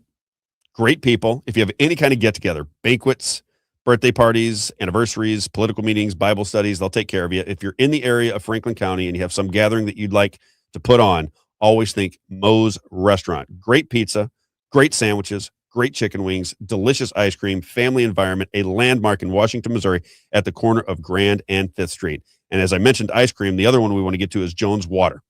So Jones Water is going to buy all the ice cream. So you're going to get free pizza and salad from People's Lobby, Missouri. And then afterwards, you get yourself treated to some ice cream from joneswater.com. Joneswater.com. My man Everett said, Rob, I'll buy the ice cream. I'm going to come out. I'll buy the ice cream for everybody. I said, oh, they'll love that. So you get free pizza and salad bar. Especially Rob. I'm going to mow it down regardless. Free pizza, free salad bar, free drink. And then when you're done, you get some free ice cream. If you want to come watch the show, doors open up at 8:45. Food served at 11 a.m. on Cinco de Mayo, May 5th, out in Washington, Missouri. Now, joneswater.com is my man Everett Jones. You'll be the filter or you'll buy the filter very quickly. If you do not have fresh water and fresh air in your home, your kids are going to suffer. You're going to suffer. You're going to have skin issues. You're going to have sinus issues. You're always going to have some little ailment because if you're breathing funky air and drinking funky water, odds are your immune system is going to break down. First thing to a happy, healthy home is clean air and clean water. joneswater.com, whether it be home or business, joneswater.com, 636-899-1040. If you want to do business with Everett on the Missouri side, St. Charles County, Lincoln, Franklin, Warren, St. Louis, and Jefferson. If you go to the east side, Madison, Monroe, Jersey, and St. Clair. Been with me for a long time. Great guy. I've never heard a negative word about Everett Jones. joneswater.com, 636-899-1040, 636-899-1040, joneswater.com. All right. How'd we do? Great. What else? Now I just need a bathroom break. You need a bathroom break? You want to play, if you want to take a bathroom break, why don't we play our roll? Ooh, our great pre-roll. idea. Yeah. Now, again, if you did not get to see the show yesterday, this won't be just a radio show, by the way. Isaiah and I have talked about it. My son was like, Dad, you guys are doing a great job. There's things that I would suggest to you. He goes, but the number one thing I would suggest, he goes, I heard you and Isaiah talking about going to Washington, D.C. and interviewing people. He said, I think that what gives people credibility is that they're out there in the game. And he said, I would get all that footage. If you're going to go ask Thomas Massey questions, get that footage. And he goes, and then put that on before your show starts so that people know who you are. He goes, people in Missouri that listen to the radio, they know who you are. People that are in the baseball circles in the state of Missouri, they know who you are. But if you get out to Nebraska, if you get out to California, if you get out to Los Angeles, if you get out to these places, they don't know who you are. But now you got a nationwide format. He goes, play that role. And I talked to you about it, Isaiah. He goes, play that before your show starts. He goes, and they'll see you in the game and it'll give you instant credibility with people who don't know who you are. And he goes, and then those numbers will begin to rise. People will understand that you have some understanding of what's going on within the parties. You have understanding of what is going on in our political environment, the media, everything. And I said, done. That's what we want to do anyway. Isaiah and I say, we're going to get out. We're going to start doing interviews. We're going to talk to the people on the streets. We're going to get out to Washington, D.C. We're going to expand the operation. We're free. Yeah. I'm as free I don't feel like we're as a bird now. I feel like we are very fair too to have conversations with people we disagree with. I don't think we're the confrontational type that's going to burn bridges, and I think we'll be able to get into some places where maybe other people aren't able to get into because of that. We talked about that. We're not looking to hurt anybody. I'm not looking to hurt people on the left. I'm not looking to have hurt people on the right.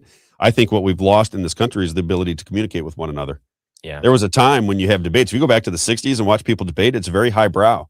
Those people back in the 60s and early 70s that were doing debates, they seem like they're from a different world. They're all articulate. When the questions are posed to the audience, they're very articulate. You see this, the loss of critical thought in our society over the years.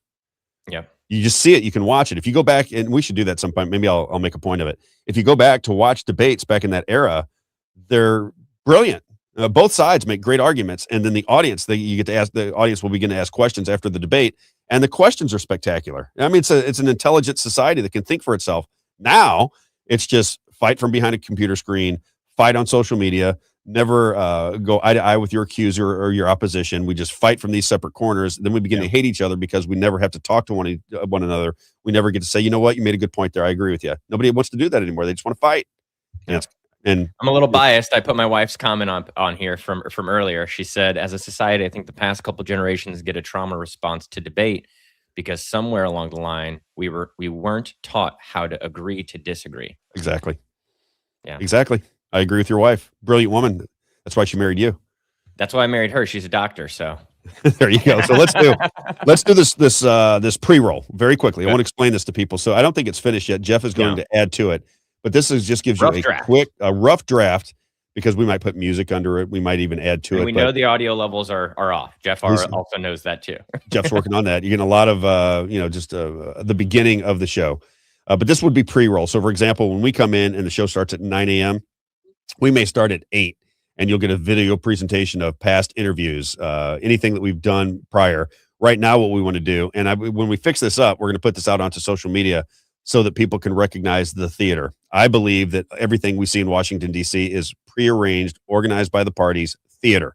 Big money runs the day, and then the politicians are the puppets to go out and sell it. They always have just enough numbers to get done what they want to get done. And when you want to get something done, it's just by that much. If you just voted a little bit harder, it would have got done.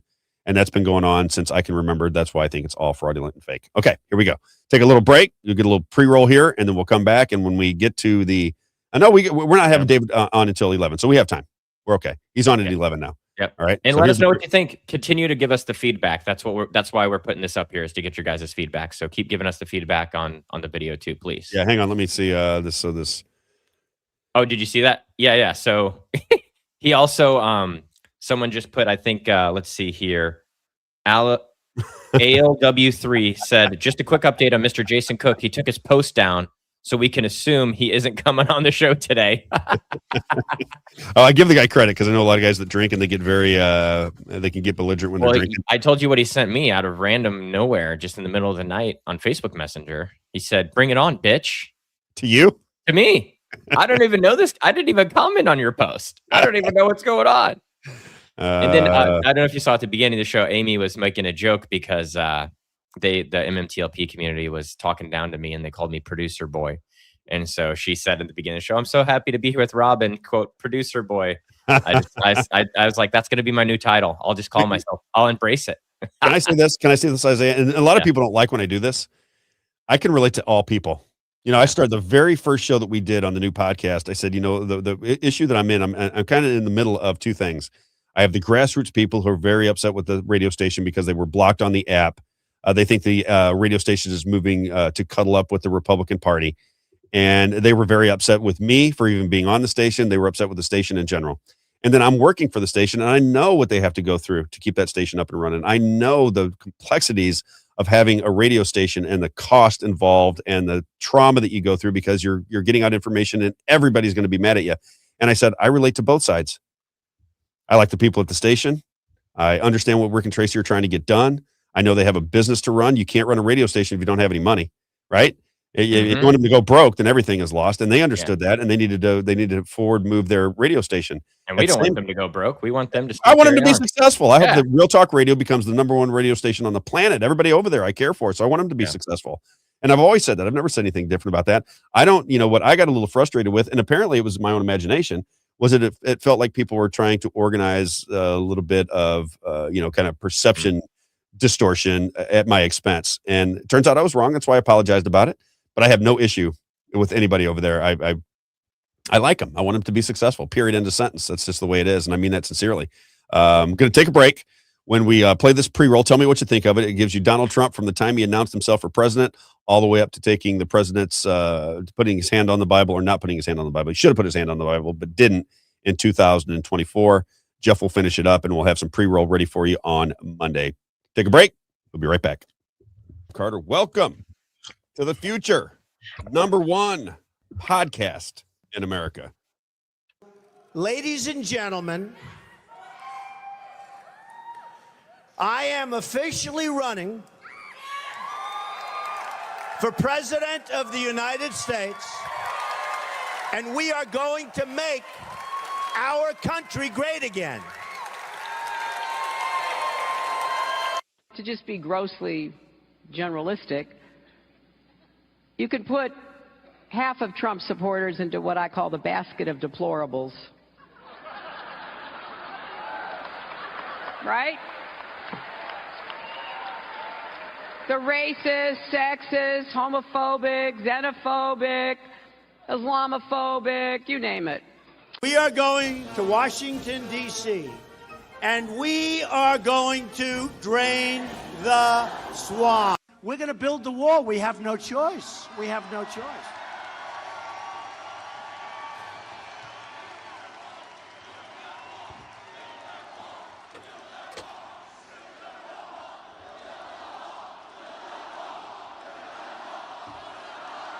Build that wall. Build that wall. Build that wall. Build that wall. Build that wall. Build that wall. Build that wall. Build that wall. When we win on November 8th,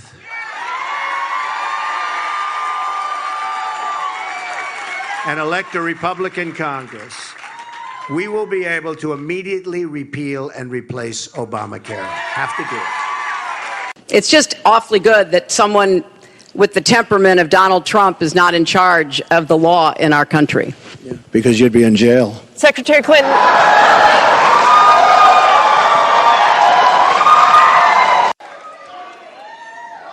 Sorry to keep you waiting. Complicated business. Complicated. Thank you very much.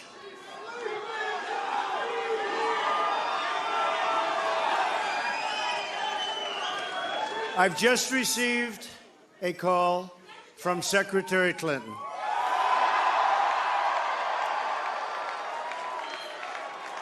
She congratulated us. It's about us. Today's ceremony, however, has very special meaning because today we are not merely transferring power from one administration to another or from one party to another, but we are transferring power from Washington, D.C., and giving it back to you, the people. You know, I'll tell you, there is something that I wanted to say, because I was very honored, very, very honored, when I heard that President Bill Clinton and Secretary Hillary Clinton was coming today, and I think it's appropriate to say, and I'd like you to stand up. I'd like you to stand up.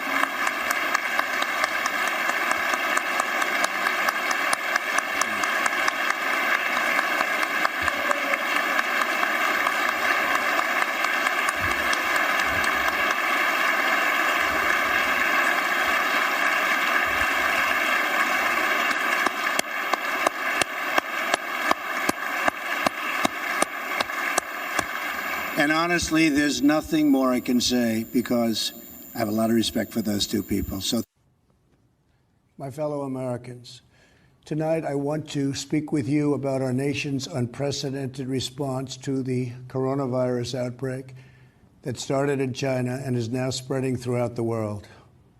Today, the World Health Organization officially announced that this is a global pandemic. I recommend take the vaccines. I did it. It's good. Take the vaccine. Now they are looking at these different options of mask wearing.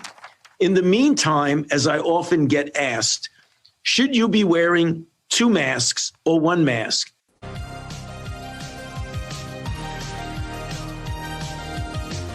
Love it. The video. Did you say free fries when you get vaccinated?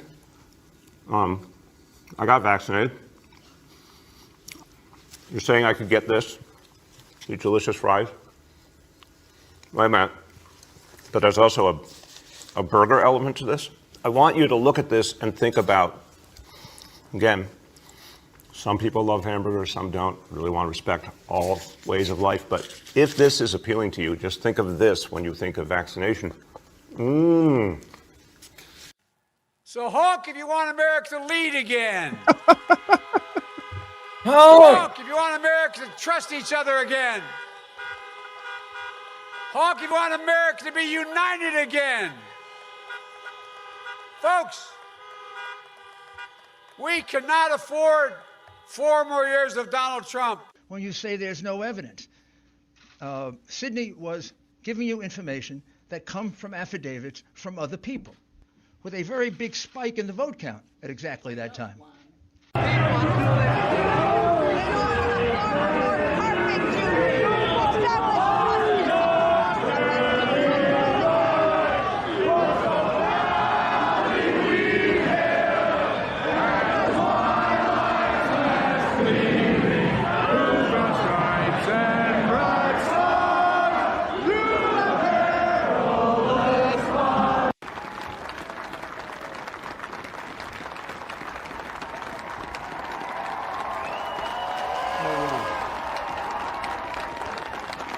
Chief Justice Roberts, Vice President Harris,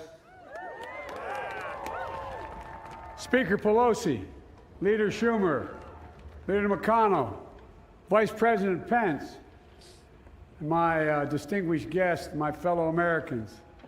This is America's day. Please have a seat. Please have a seat.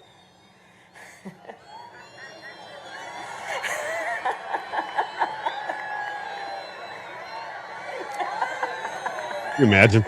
And to my Divine Nine family. Just one more economic one. About the strength of the dollar right now. Love that. When we think about this, while I keep my eyes screen.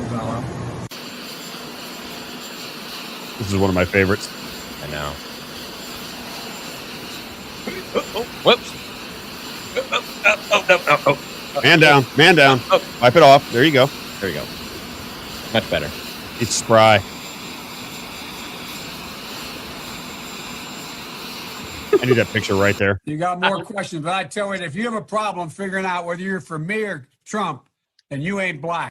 Donald Trump is back You heard it in right, court folks. for the third day of his civil fraud trial, but this time he is under a gag order. The judge in this case, Can you imagine the ordering camera Trump being right there in a not to trial? speak publicly about his staff and threatening him with fines if he does. We're getting a look at former President Trump's mugshot, and this is a first, not only for him personally, but for any former president in American history. And I'm going to continue to move until we get the total ban on the total initiative relative to what we're going to do with more Border Patrol and more asylum officers. President Trump? I really don't know what he said at the end of that sentence. I don't think he knows what he said either. Look. Start your tape right now, because I'm about to tell you the truth. Give it to me. And F you if you can't handle the truth. All right. This version of Biden, intellectually, analytically, is the best Biden ever. And you know, that's a little bit old, that chart. That chart's a couple of months old. And if you want to really see something that said, take a look at what happened.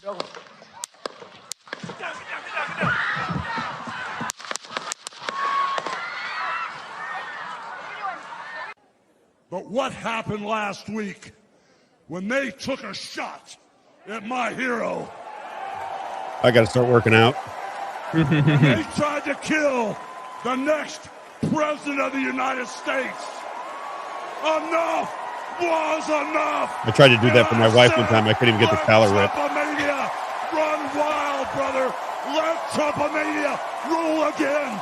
Let Trumpomania make America great again.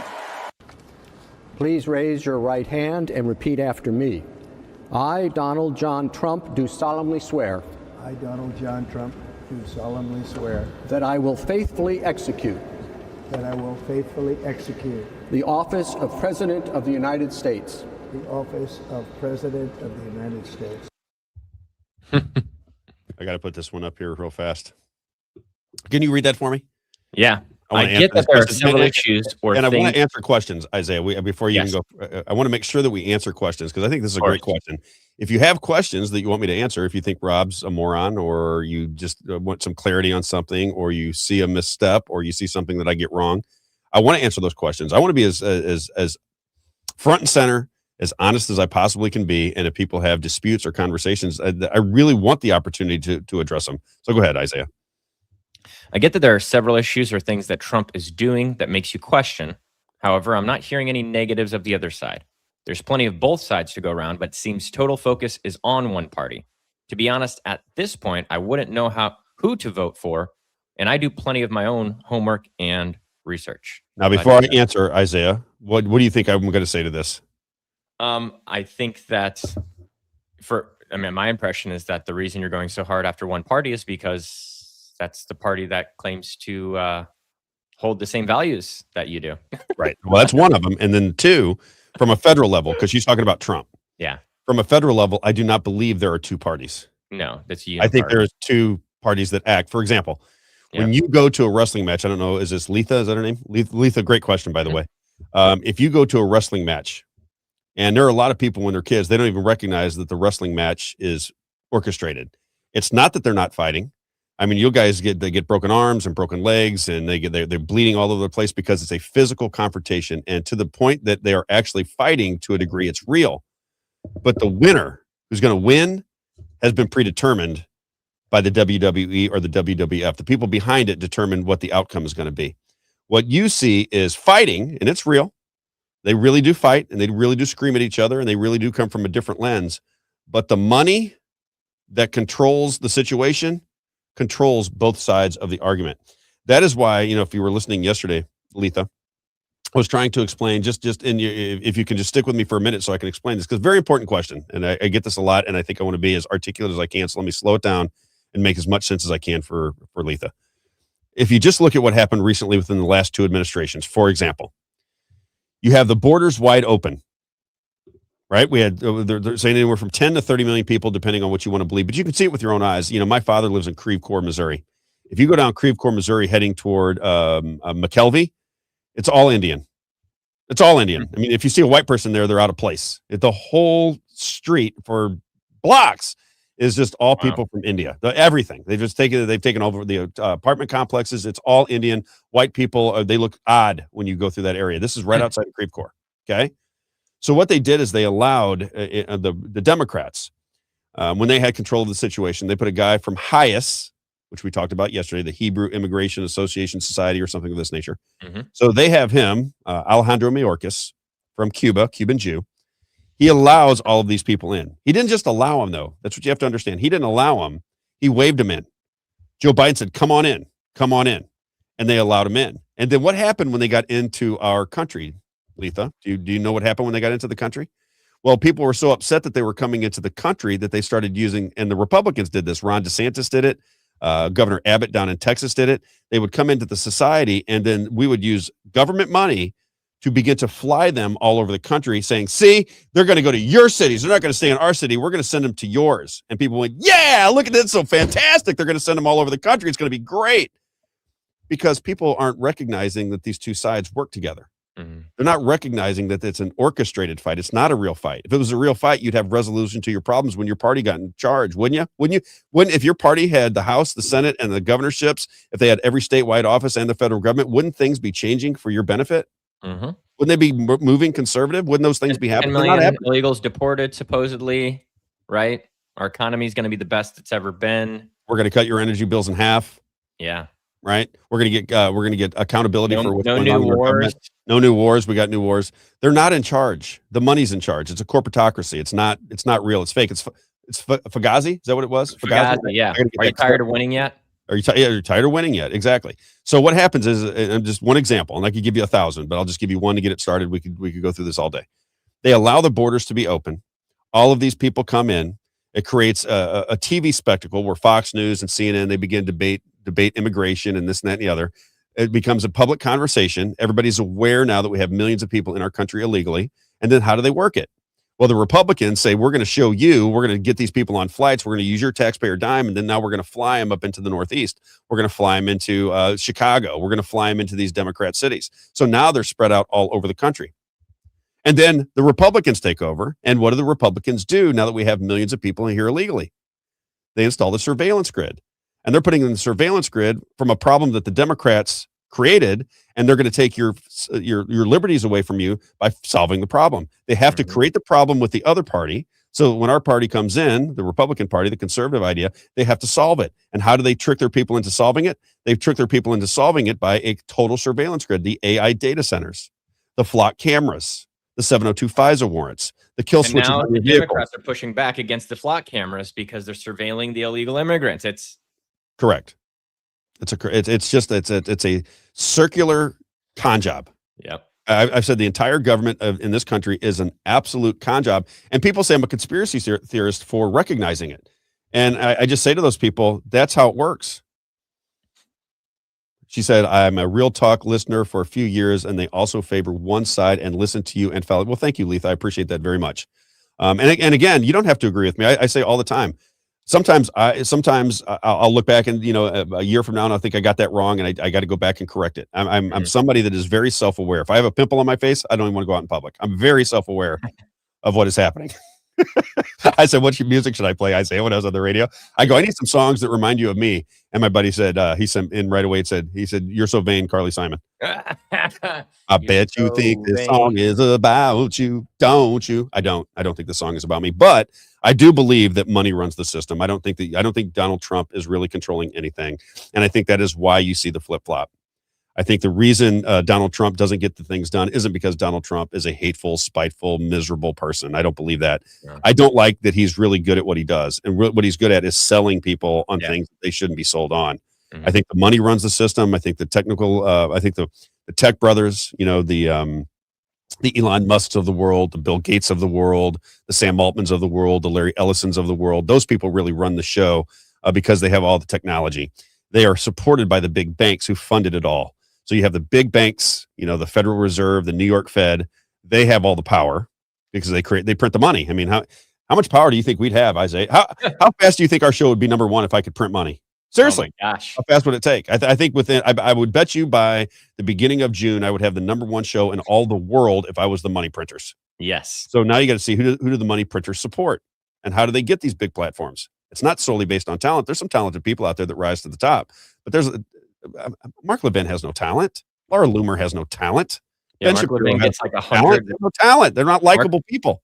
Mark Levin gets less live viewers than we do. Exactly. So I mean, it's an orchestration of it's an orchestration to shape your perception of what is going on, and it's no different than wrestling. It's no different than the World Wrestling Federation. It's very similar. That's why I played in that role. That's why I played Hulk Hogan. Yeah.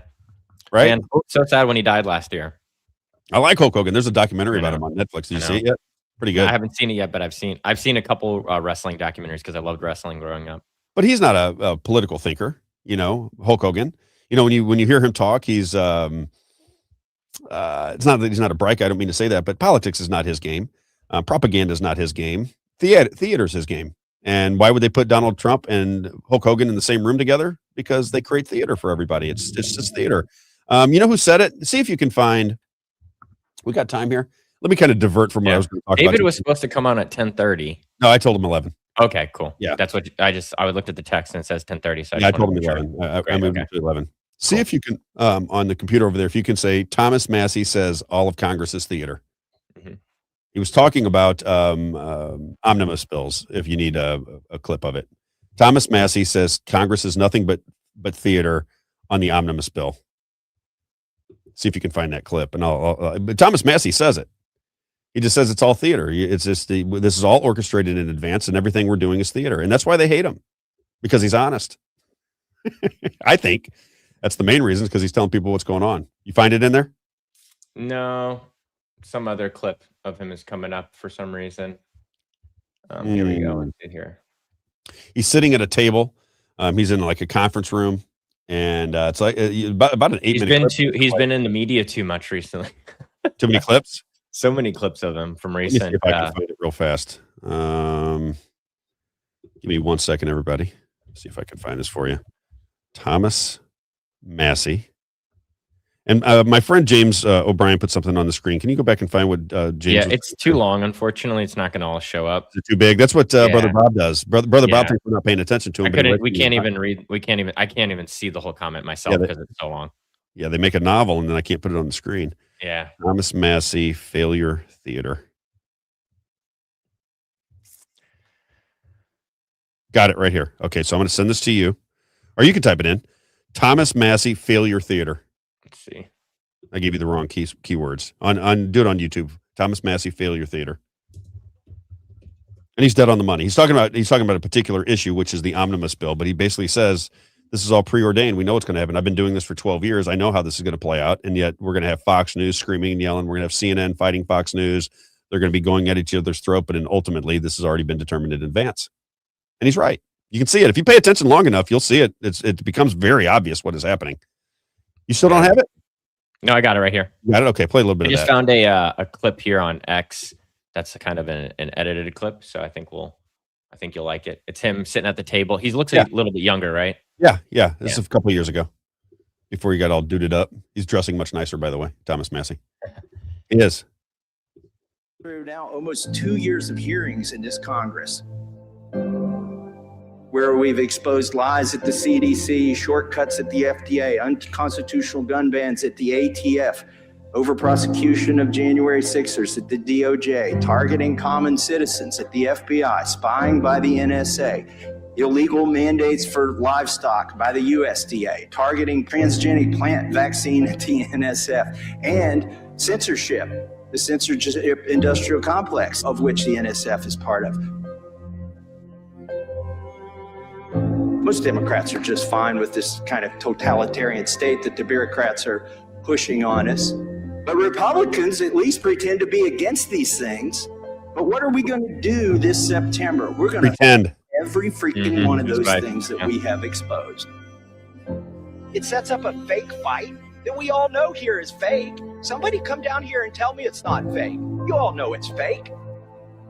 The compromise has already been reached in a smoke-filled back room here. But that's what it is political theater, folks. We all know where it ends up. We've seen it. I've been here 12 years. I've seen it 12 times.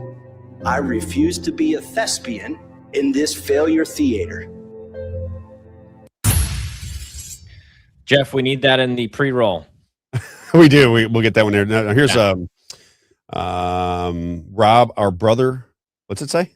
Our brother Onesie. We have believed in Thomas Massie. I'm thinking he may be the only one in office who is actually trying to help us.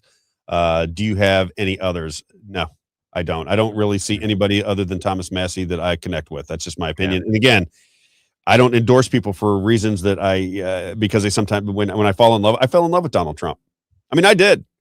I mean, I'll be the first to admit it. I have a lot of people that are probably listening today that are so happy that I am speaking out against what Donald Trump did because they hated me because I was so belligerent in my support for him at times when, in retrospect, I may not have been aware of what was going to happen. Right. I just didn't see it for what it is. My buddy Max told me that he goes, he kind of smiled at me. He goes, I don't think it matters. And, now that I look back on it, I don't think that it matters. I think the system is going to do what the system's going to do. They just have to control our thoughts. They have to control our emotions. They have to pit us against each other so they can move it the direction they want to take it. And the direction they're taking our government right now, unless the American people stand up and stop it, I don't think Donald Trump could do it even if he wanted to. I just don't think one person can do it. The only thing that's going to stop it from happening is us.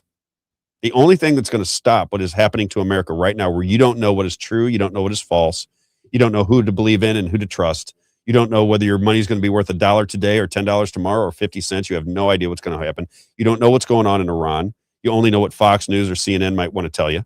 You just don't know what's going on. It's a situation where the government of this country and the media operation that is behind it has created such confusion, and confusion creates apathy, anxiety. People don't like to be confused. Have you ever do the situation where you spin yourself around and around and around, you get real dizzy? Oh, right? yeah. Could you imagine being in that state continually to where everything is kind of shaky and you really don't have your feet underneath you and you really don't know what to do with your family? You don't know, should you put your money in cryptocurrency, silver and gold? Should you keep it in cash? Because it seems like no matter where you put it, it goes the opposite, right? Yep. Right? And that's because it's controlled. That's because your perceptions are being controlled. That is why, let me read this one more time in case somebody didn't get to hear it. I want to continue to make sure that people understand what's going on here.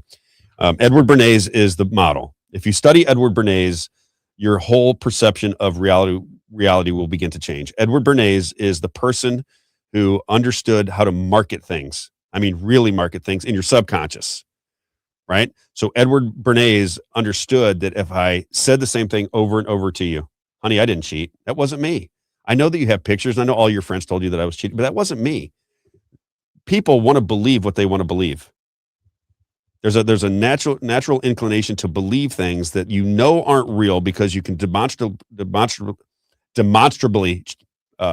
show that things aren't true, but you want to believe them. They also know that what drives mankind, what drives men, money, power, sex, ego, acceptance. This is what drives people. So when you start to market things, like I'll give you an example for Skechers shoes. You might remember this, Isaiah. They had something called shape-ups. And they were these big platform shoes that they said would help you roll when you walk. And it said, ladies, you were going to have a great butt. If you wore these shoes and you walked in them all day, you were going to have a great butt. And I'll just make this very clear. If you walk all day, you're going to have a better butt. Okay. If you exercise, you're going to have a better butt. but Shape Ups said if you wear these very odd looking shoes with these big platforms and you wear them all day long, you're going to have a better butt. And it became a monster success because what they did is they implanted in your mind that you're going to have this supermodel's butt if you just buy these Skechers shoes. And they made $1 billion off of that ad campaign. It linked something you want to a product. Same thing with Edward Bernays. Let me just read some of what he had to say. Now, Edward Bernays is, we talked about it before. He's the reason you eat bacon and eggs for breakfast. You ever understand why bacon and eggs would be a breakfast food? What would be different about a breakfast food than a dinner food? Do you have any sense of why your perception is you eat bacon and eggs for breakfast? Any reason for that? What if they just said, you know what, let's link spaghetti for breakfast and we all eat spaghetti for breakfast? Would that be any different? Yeah. It's just a food. There's no reason why you'd eat it. It's a hot breakfast. Something I thought was weird in Israel is they eat salad. As I'm saying, it's cultural, right? It's the implanting of something that becomes cultural and then becomes normal. Well, he recognized that. And he began to explain how propaganda, public relations, marketing could control the perceptions of all Americans, right? He says Bernays describes propaganda, what he framed as public relations, as a tool for the conscious and intelligent manipulation. Okay, this is what he says. Now, the Nazis used these tricks on Nazi Germany, and they're being used on us now. They were forbidden to be used in the United States at one time. It was called the Smith-Mundt Act. And in 2012, 2013, the Obama administration, with the vote and the help of the Republicans, overturned Smith-Mundt and renamed it the Smith-Mundt Modernization Act. That allowed for propaganda that we used overseas to now be used against us. They took overseas propaganda where they were trying to convince people around the world to love America, that America was doing good when they went to war, that everything they were doing was great because we were spreading freedom, and they turned around those techniques and they began to use them against the American people. That is why over the course of the last 10 or 15 years, nobody knows what day of the week it is.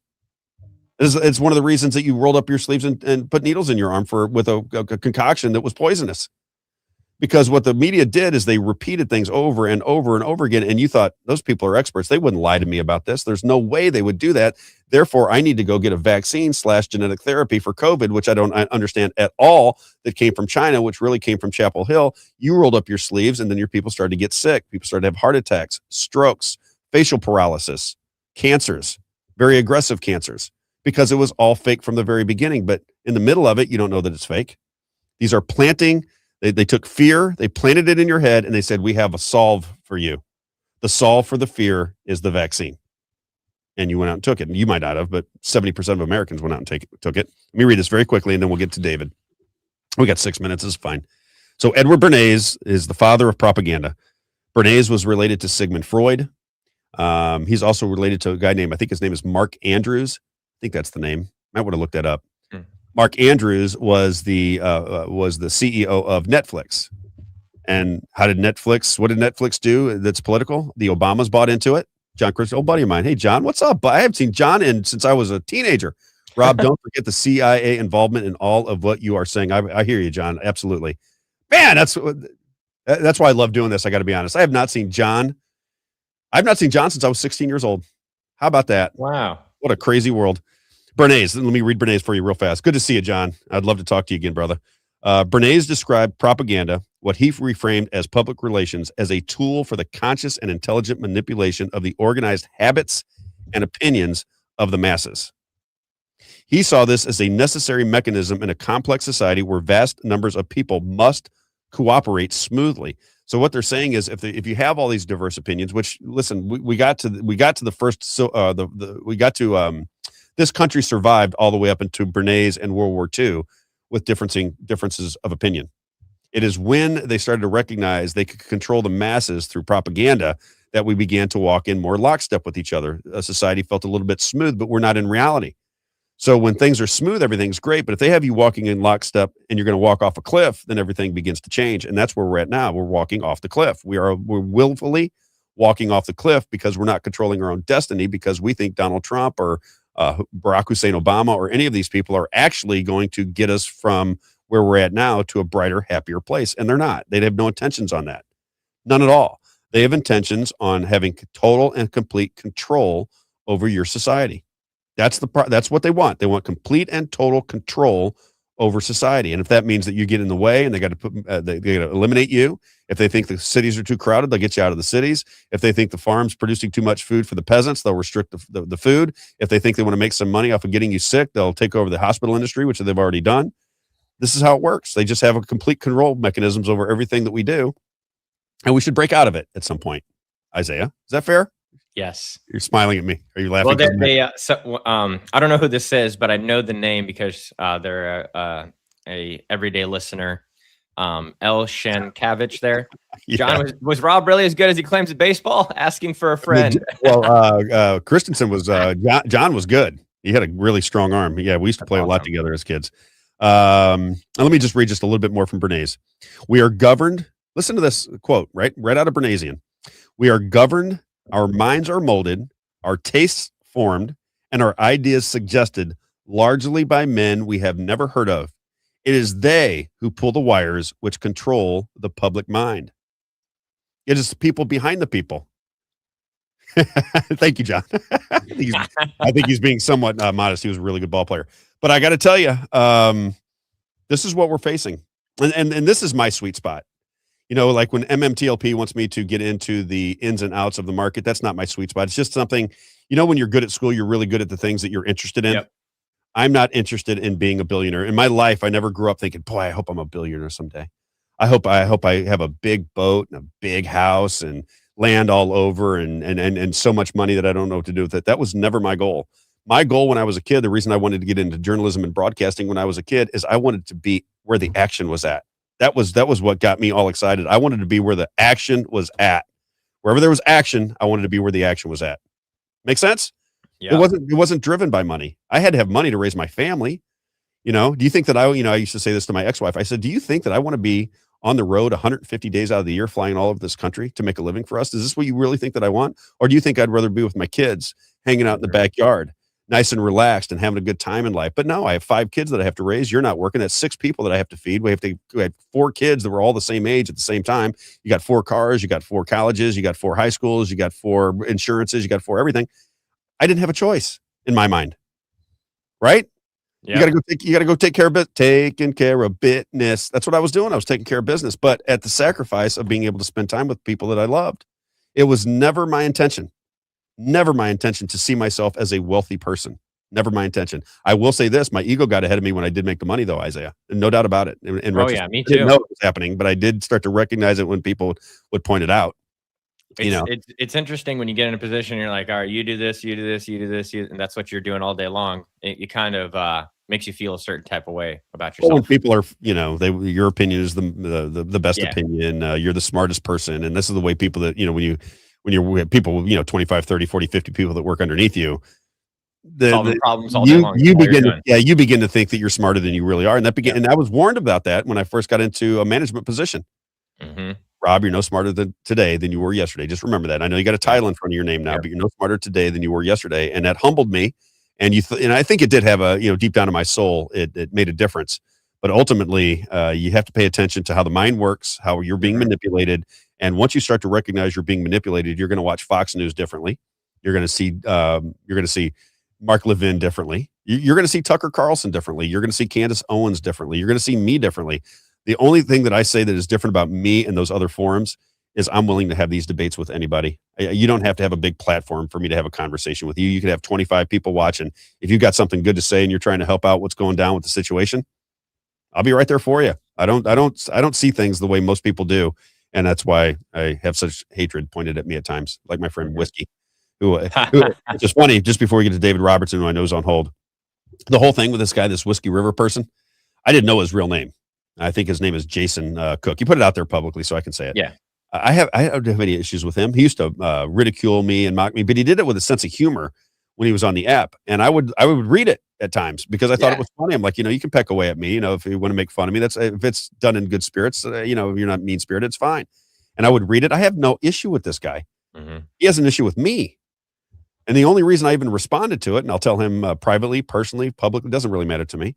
The only reason I responded to it is because he brought my wife into it. He tried to make fun of me at the expense of humiliating my wife. And just as a man, whether I should have responded to it or not, I pray all the time that I have some wisdom every now and again, because I can get volatile very, very fast. And I just responded. My wife chastised me this morning. She goes, "Why do you even respond to that person? What are you doing?"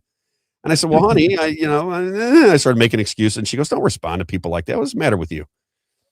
And as I say, my wife is always right. She's always right. Do you have this situation going on, Isaiah? Your wife every day.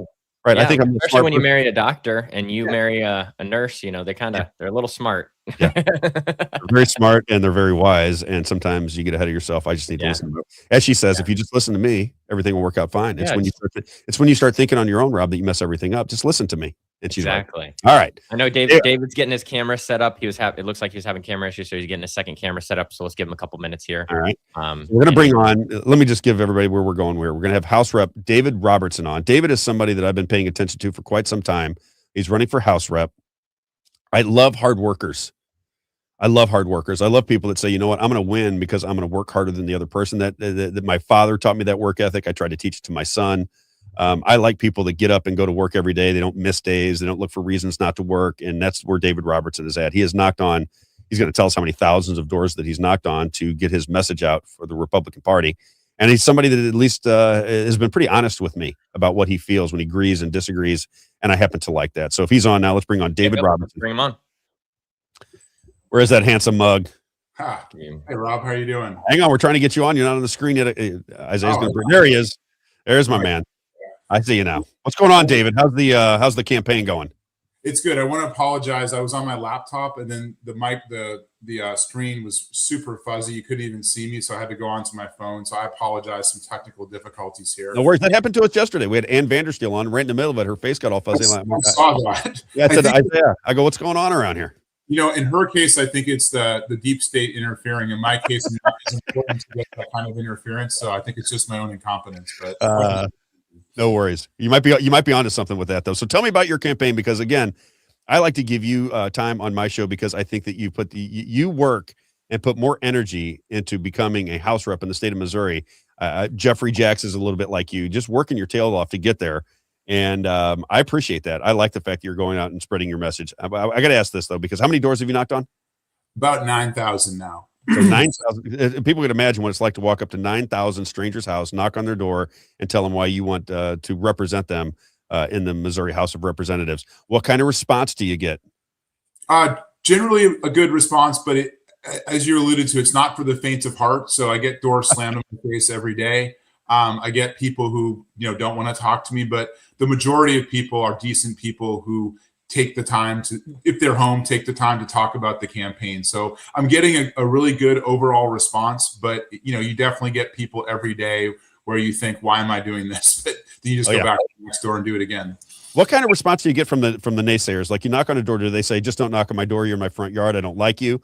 Or do you say, I'm David Robertson, I'm running in the Republican primaries, and they go, Republicans? I hate Republicans. Do you get a mixture of the two? What do you get more often than not? I get a mixture of the two. I get some people, I don't even know what political affiliation they are, but they just don't want to. Maybe they're busy at the moment, and I get that. We all get busy. They don't have 5 seconds to talk to me. Other people, I do knock some doors. They don't know they're Democrat ahead of time, and so they'll get upset with me for being a Republican. Occasionally I get a door slammed in my face. Most of the people I meet are Republicans, and so they're open to the message I have to share. But there's a huge variety of responses. Yeah, it's definitely made me less sensitive. When I first started off, I would have a tough incident and I'd think, I'm not going to do this anymore. And then you get somewhat immune to it when it happens enough, but it still is tough if you have a series of doors where you just statistically get 3 or 4 people who don't want to talk to you. It can kind of get you down a little bit, but it's part of the nature of it.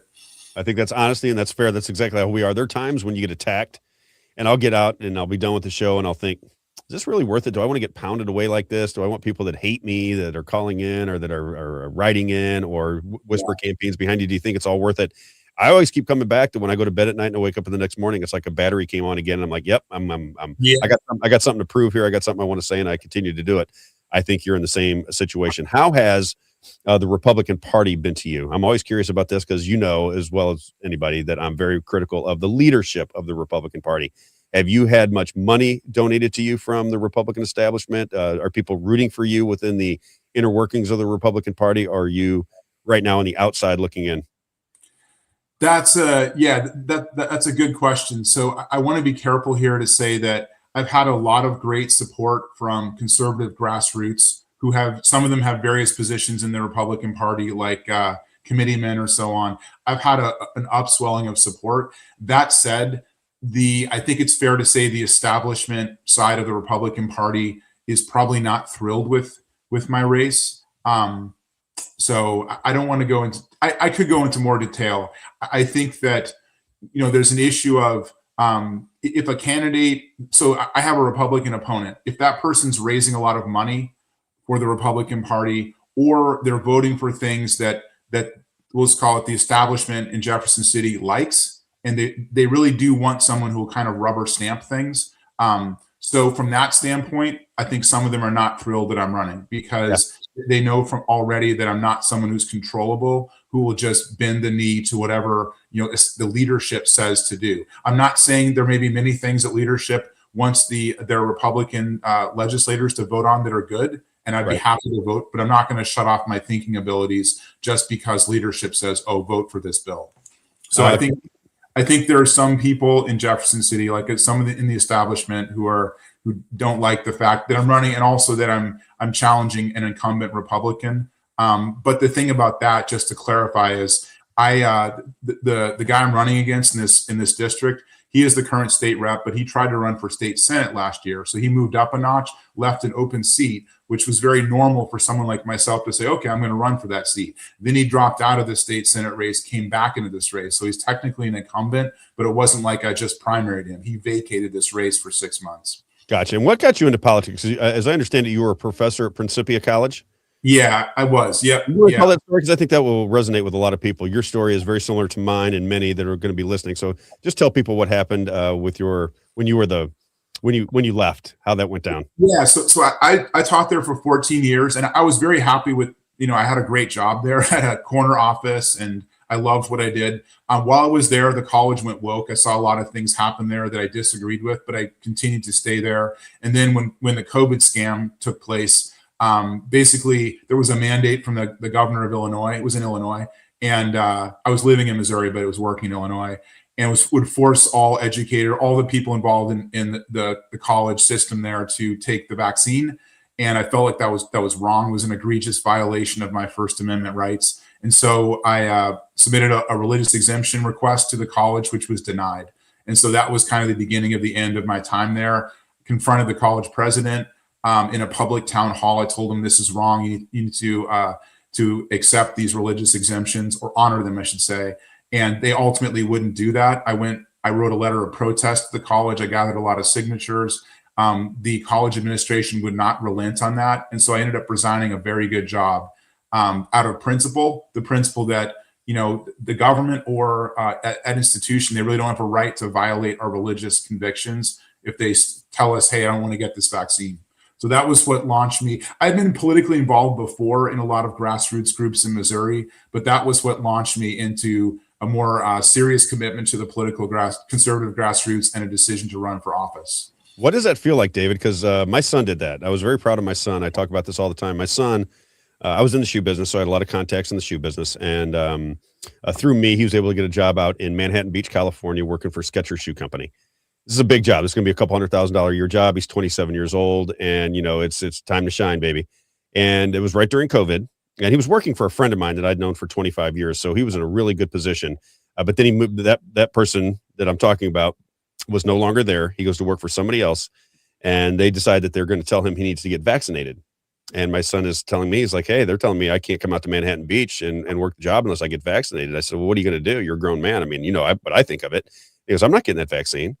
And I thought, well, hang on as long as you can. He wasn't there for more than 3 months, and they fired him for it. And I know my son's a little bit like me. We used to always say we're business hippies. We like to do business, but we're not in it for the money. We're in it for, we got to raise our families. We want to enjoy our life. So what was it like when you made that decision? My son kind of just rolled right off. It didn't seem to bother him at all. Were you conflicted because now you got to move into a new profession? You got to figure out how to make a living. What was it like for you to make that decision? Because that's tough. That's hard to do.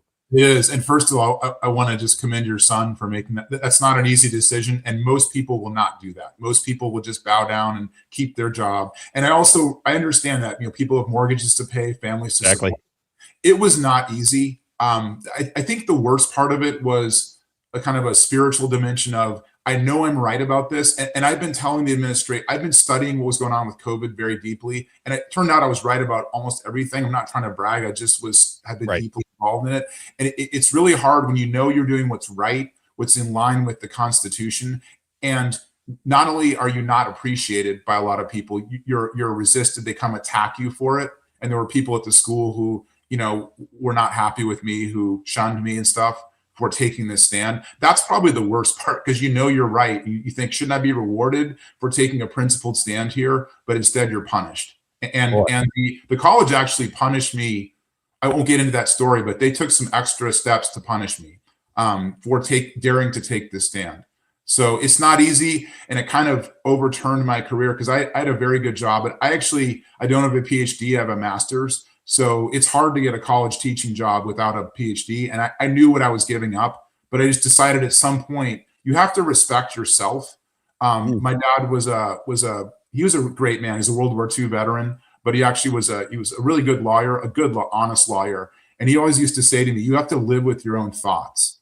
And that has stuck with me entire life. Like it doesn't matter what other people think of you. Every night when you go home, you have to live with who you are. You have to respect who you are and the decisions you make. And I just have a hard time respecting myself if I knowingly go along with something that's wrong. It doesn't matter what the effects of that are on my career. I'd rather go to sleep at night and say, you know what, I did what was right. Isaiah and I were just talking about that this morning before the show started. How crazy is that? We just talked about the exact same thing. I love that answer, by the way. I think that's absolutely fantastic. Let's talk about the issues. I believe you're a Christian conservative. You're very pro-life. Am I correct on that? How do you feel about this, the A3 versus the personhood? Because I have friends on both sides of that argument, in both in politics and in life. I was talking to a buddy of mine the other day, and he said, these crazy Republicans, he goes, they're talking about getting rid of all abortion. And he goes, does that mean to tell me if my daughter gets raped, I can't? And he's a conservative, a hardcore conservative. And I said, I get you, brother. I said, I hear where you're coming from. I'm an absolutist on it, and I didn't used to be. So I understand both sides of the aisle, or both sides of that argument, I should say. How do you feel about it? Are you an absolutist on it? Do you think A3 is good, or at least in a step in the right direction? What's your take on abortion? Yeah, well, I'm like you, Rob. So I've always been against abortion, but I did not used to be an absolutist, and I am now. And it was actually some arguments Charlie Kirk shared that convinced me of that. But I do believe abortion is wrong. Rape and incest is terrible, and people who perpetrate that should be prosecuted to the fullest extent of the law. But that two wrongs don't make a right. So it doesn't mean you still have a right to take that life. So as far as the A3 and the personhood issues, I think that both sides, their heart is in the right place. So there's actually a church. I agree with that, by the way. I agree 100%. That's why I don't like the infighting, because I think both people are trying to do the right thing. And that's why I don't like to get into the middle of those fights. Yeah, and I don't either, Rob, because I know both those sides want to abolish abortion. It's really a disagreement about the methods, whether it's incrementalism or not. I tend to look at history like the abolition of slavery in our country. It didn't just happen at one fell swoop. There were steps to that. So I totally get the argument that we need to be incremental about it. But I also respect if someone has a very deeply held principled view that, and I share that all abortion is wrong. That if they can't, I think we should respect both sides, because they're both coming at it from a point of sincerity and wanting to save life. And I don't like the infighting as well, when we just try to divide into two little teams or bins and we attack each other. I agree with you 100%. What about this tax bill that's coming up? So there's a tax legislation that, that will move away from the income tax. There's all kinds of guardrails, according to Bishop Davidson. And they were going to turn it into usage taxes. But what it does that I think most people have a problem with, David, is that it's going to give a 5-year gap where we can overturn the Hancock Amendment. And I think people that don't trust the Republican Party, don't trust the Democrat Party, don't trust government in general, they're concerned about that. What is your take on this tax bill? Yeah, I'm trying to figure it out myself, because I feel like the concerns you mentioned there with the suspension of the Hancock Amendment, and other people will say, well, it's not really suspending the Hancock Amendment. I went to an event last night where Ben Keithley, who's a guy I really like. I like Ben Keithley.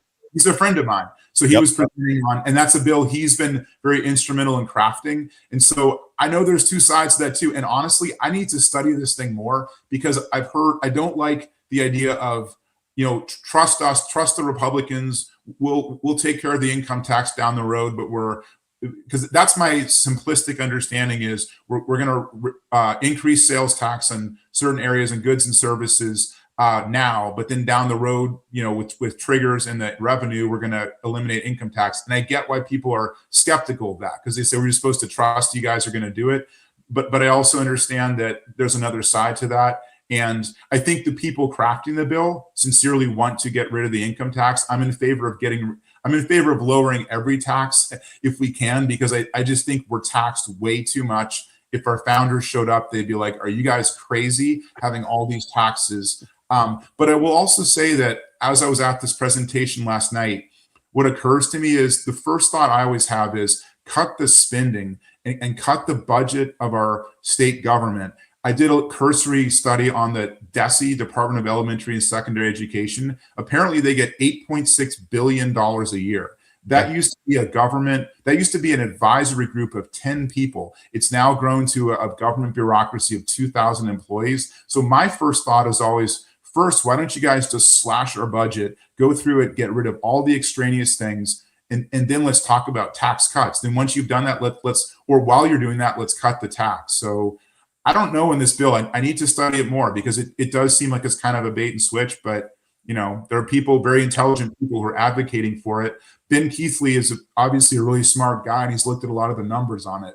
And I like Ben. I don't think Ben has nefarious intent. He's another guy that I've gotten to know a little bit. He spoke at my opening with People's Lobby Missouri, and I invited him because I have respect for him, and people that I'm close with or have a lot of respect for him. So I'm with you. I kind of feel the same way. So far, David, you're on the same page with me. What about these AI data centers? Because this seems to be and you can come back and say whatever you want about anything. But what do you think about these AI data centers? I am heavily against them for multiple different reasons. Let me give it to you. Everybody says I shouldn't do this, but I like people to know where I'm coming from, so you can kind of maybe answer the question on multiple levels. I think the AI data centers are a coordinated attack on the Fourth Amendment of American citizens. I believe that AI data centers, forget all the energy and the pollution and all the things that are people concerned about. I'm concerned about when they're here. When they're here, the way I understand AI data centers, as explained by Larry Ellison, is that they're going to be able to store data about American citizens, not just track it, right? Like if you do something that you don't want me to see, I can see it at that moment in time. But then now what they're going to do with AI data centers, the advent, one of the things they can do with them is now store this data. So now I can store data of wherever you went throughout your entire life. I can sell that data. I can profile you with that data. I can come at you with whatever data I want to, blackmail you, to mess with you in any way, shape, or form, which means we're going to have a compliant society. That's what Larry Ellison from Oracle said about the AI data centers, and he is the one that stood on stage with Donald Trump when they said they were going to put $500 billion into Stargate. That's where I'm scared with it, and I continue to say on my show, 702 FISA warrants, flock cameras everywhere, kill switches in your vehicles, and now they want AI data centers all over America. I don't know how people argue for that at this particular moment in time. Mike Koslow has agreed to have a debate with me. So knowing where I'll come from, because I'm going to challenge you if you say I'm an AI data center person. What is your take on AI data centers? I'm definitely not an AI data center person. I also, acknowledge that because certain people say, oh, this is for, strategic interests against China and so on. I don't know all the details of that. So I don't want to say I don't believe that. That very well could be true. I think the concerns there's a number of concerns I have, and I share your concerns, Rob, about the broader Fourth Amendment issues in surveillance state. I feel like this could be an effort to reinforce this surveillance state. I'm for the Fourth Amendment. We have a right to privacy in this country. The issues I have, for one, is all the electrical usage, the water usage. I mean, if these hyperscale data centers go in, they could double the total electrical usage in the state. How are you going to supply that power? You're going to have to build a lot more power plants. Who's going to fund building those power plants? And I think that's what SB4, that utility bill, had to do with. I don't think that should be funded off the backs of Missouri citizens. I don't think their electrical rates should double to fund AI data centers. Other concerns I have is I feel like there is a certain group of individuals who are pushing these very hard. Okay, now they may know something I don't. The concern I have is when people ask legitimate questions as to why do we need these, I still have yet to get an explanation that made sense to me. And maybe there is one. It hasn't been explained to me yet as to why these are so essential. I haven't yet heard that. And when you have a lot of people, like what happened in Festus, which obviously was Jefferson County, was a big issue with that data center. The concern I have is that you have a lot of citizens who are questioning this, who are angry, and rightfully so. They're distrustful of this.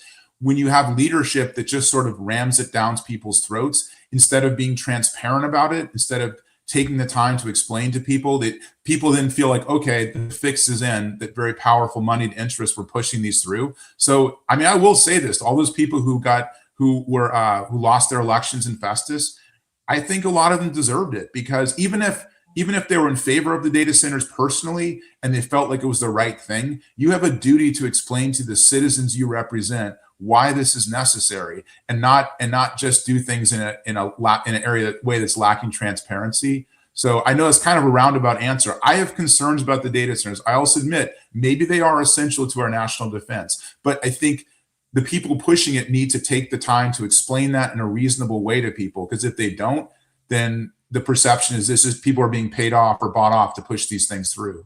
Yeah, and my pushback on that is because they're basically saying it's a race against China. This is the argument coming out of the federal government. It's a race against China. If we're in a race against China, why are we bringing 600,000 Chinese students into our country? It just doesn't make any sense. I'd say, so we're going to be 600,000 people into our country that we're at war with, that are going to be at our best schools with our best technology and our best finance and our best everything. Those two things don't make any sense to me. That's why I think it might be just a little bit of what we call BS, David. That's what I'm thinking. But I could be wrong. As we all know, the government has a history of, trying to scare, like with COVID, right? You scare people into doing, that's a standard tactic they use, is to scare people. I feel like this is, China's going to get ahead of us and they'll defeat us militarily we don't have these AI data centers.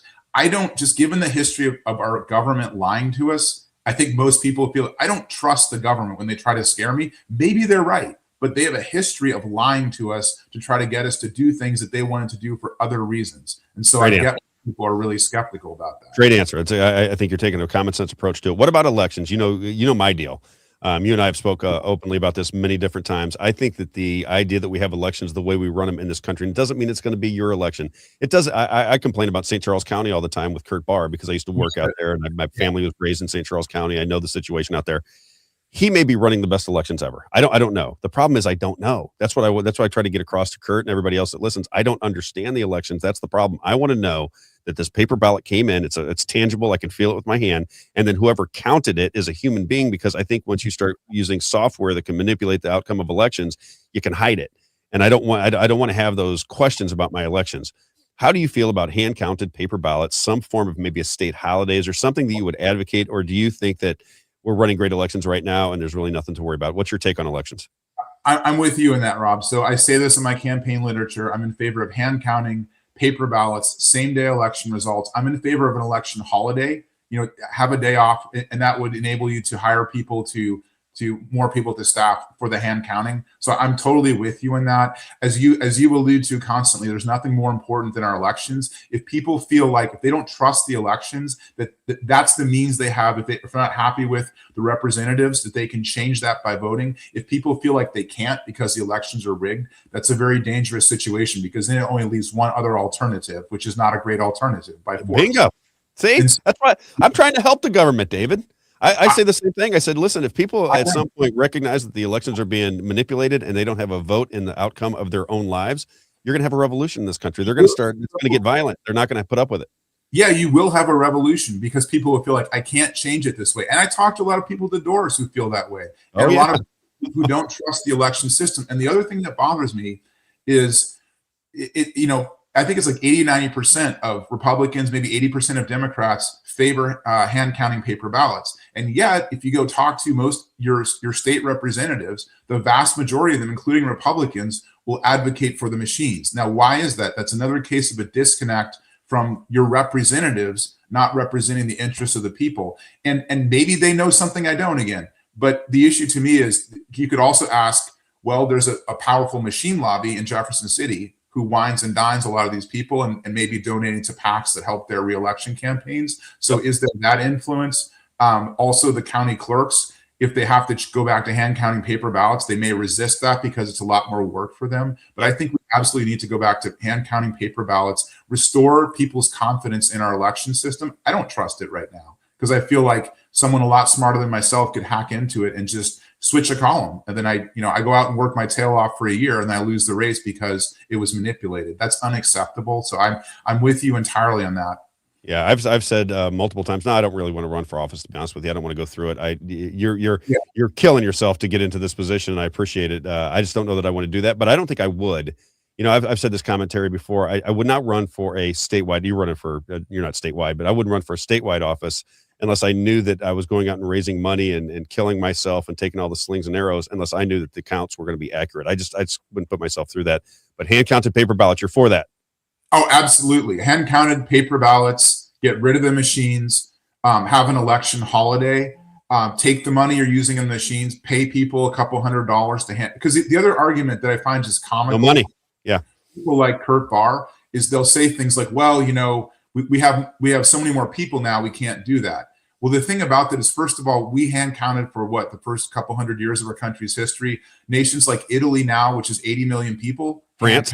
So it's clearly possible. But the other thing about that argument is, yeah, we have more people, although it's not like our population's tripled. It's maybe 50% more since the 50s. But we also have more people to count ballots. So it's like, it's just a dumb argument. I agree. Feel like we're just using excuses not to actually reform the system so people have confidence in it. So yes, hand counting paper ballots, I'm all in support of that. Same page. And I got one more question for you. And then if there's another issue that's important to you, you can bring it up. Last question for you is, I always think, what would happen if I ran for office and I won, right? Because you're going to go down into Jefferson City. I would assume when you get down there, you're not going to know what's going to go down there. There's an infrastructure there. You're going to have the bureaucracy coming at you. You're going to start to meet the lobbyists who are going to try to, because not all lobbyists are bad, obviously, right? Yeah. Some lobbyists are really good. They have good intentions. They work for a reputable company and they want to do business with the state of Missouri and so forth. But if you go down there and you come back home, would you do town halls? How are you going to communicate with people? This is something that I like to see from my reps. I want my rep to say, listen, I'm going to be down here and here, but when I get out every Sunday, every Tuesday, whatever the day is, I'm going to come and you can ask me whatever question you want. I want to make sure that I'm transparent about what's going on in Jefferson City. I won't just answer questions that you have for me. I'll tell you what I see going on in Jefferson City and the battles that we have to fight. Is that something you seem like a hard worker. I think you might be one of those people that would take that challenge on. I would. And I've told people I will hold town halls. I don't know exactly how frequently, maybe every 3 months or so, but have a town hall where people can come and ask me, why did you vote this way on these things? What are your beliefs about government? So there's transparency. I will add, that's a very rare thing. So the person I'm running against in the Republican primary has not had any town halls that I can tell.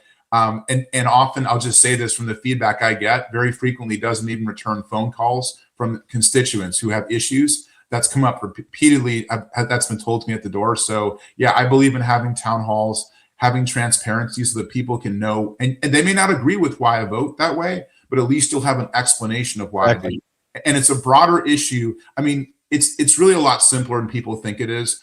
Our government is completely broken because it's not listening to the citizens. It's not representing the citizens because of all the special interest and lobbyists. And like you said, certain of those lobbies may be very good lobbies, but in general, candidates or people are elected go up there and very quickly they're controlled by the money in Jefferson City. So they end up doing the bidding of someone who's going to give up through a PAC a large lobbyist check to them, and they're not representing the interests of the citizens. It's totally corrupt. I mean, I feel like if I could ban all special interest in lobbyists, I would, because I think it creates a conflict of interest. They're no longer serving you. And everyone knows it. When I knock the doors and I say that, it's like 90% of the people are nodding their heads like, yeah, I know this is going on. Well, then let's change it, because it's obviously not representing the people. Amen. Amen. Anything else that's on your mind? Anything issue that I didn't bring up that you want to talk about? No, I mean, you've covered the big issues for sure. There's other there's other issues. One thing is initiative, maybe I'll say IP reform, and just to call this out, there is something on the ballot now that people will vote on as to making our process harder to amend our state constitution. I think that's good, but the issue is, we've had a system where a 50% plus one vote can amend our state constitution. It's given us marijuana. It's given us abortion, full-term abortion, trans surgeries, and a lot of other things that aren't great, like sports betting.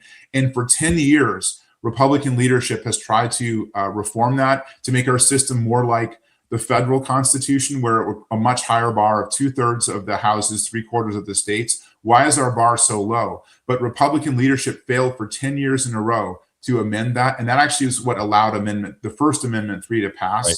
So that's an important thing. I think we need to solidify the way we amend our state constitution. We're not a democracy. We're a constitutional republic. In that system, people vote for representatives who then represent their interests. If you don't like those representatives, vote them out. And that's exactly why I'm running. But one more thing, if I might mention too, is what's occurred to me is lack of education about the system of government we have. Yes, and sir.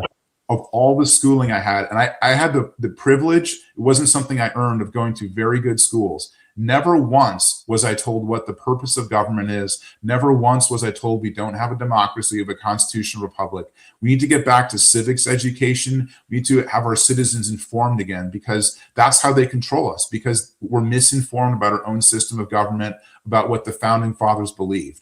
When you win, I want to work with you on that, because that's one thing that I said, because there's this whole thing. If you boycott Israel, you can't do business with the state of Missouri. If you do over $100,000 worth of business, which I don't want to get into that now, but I don't like that. But I would like to work with you, because I think that is one key ingredient that we're missing in our society, is for kids to understand the role of government, what kind of power the government actually has versus the people. And once they understand that and become good citizens and good stewards of this republic, then all of a sudden life can get a lot better, because you're going to deconsolidate power, which is massively important, in my opinion.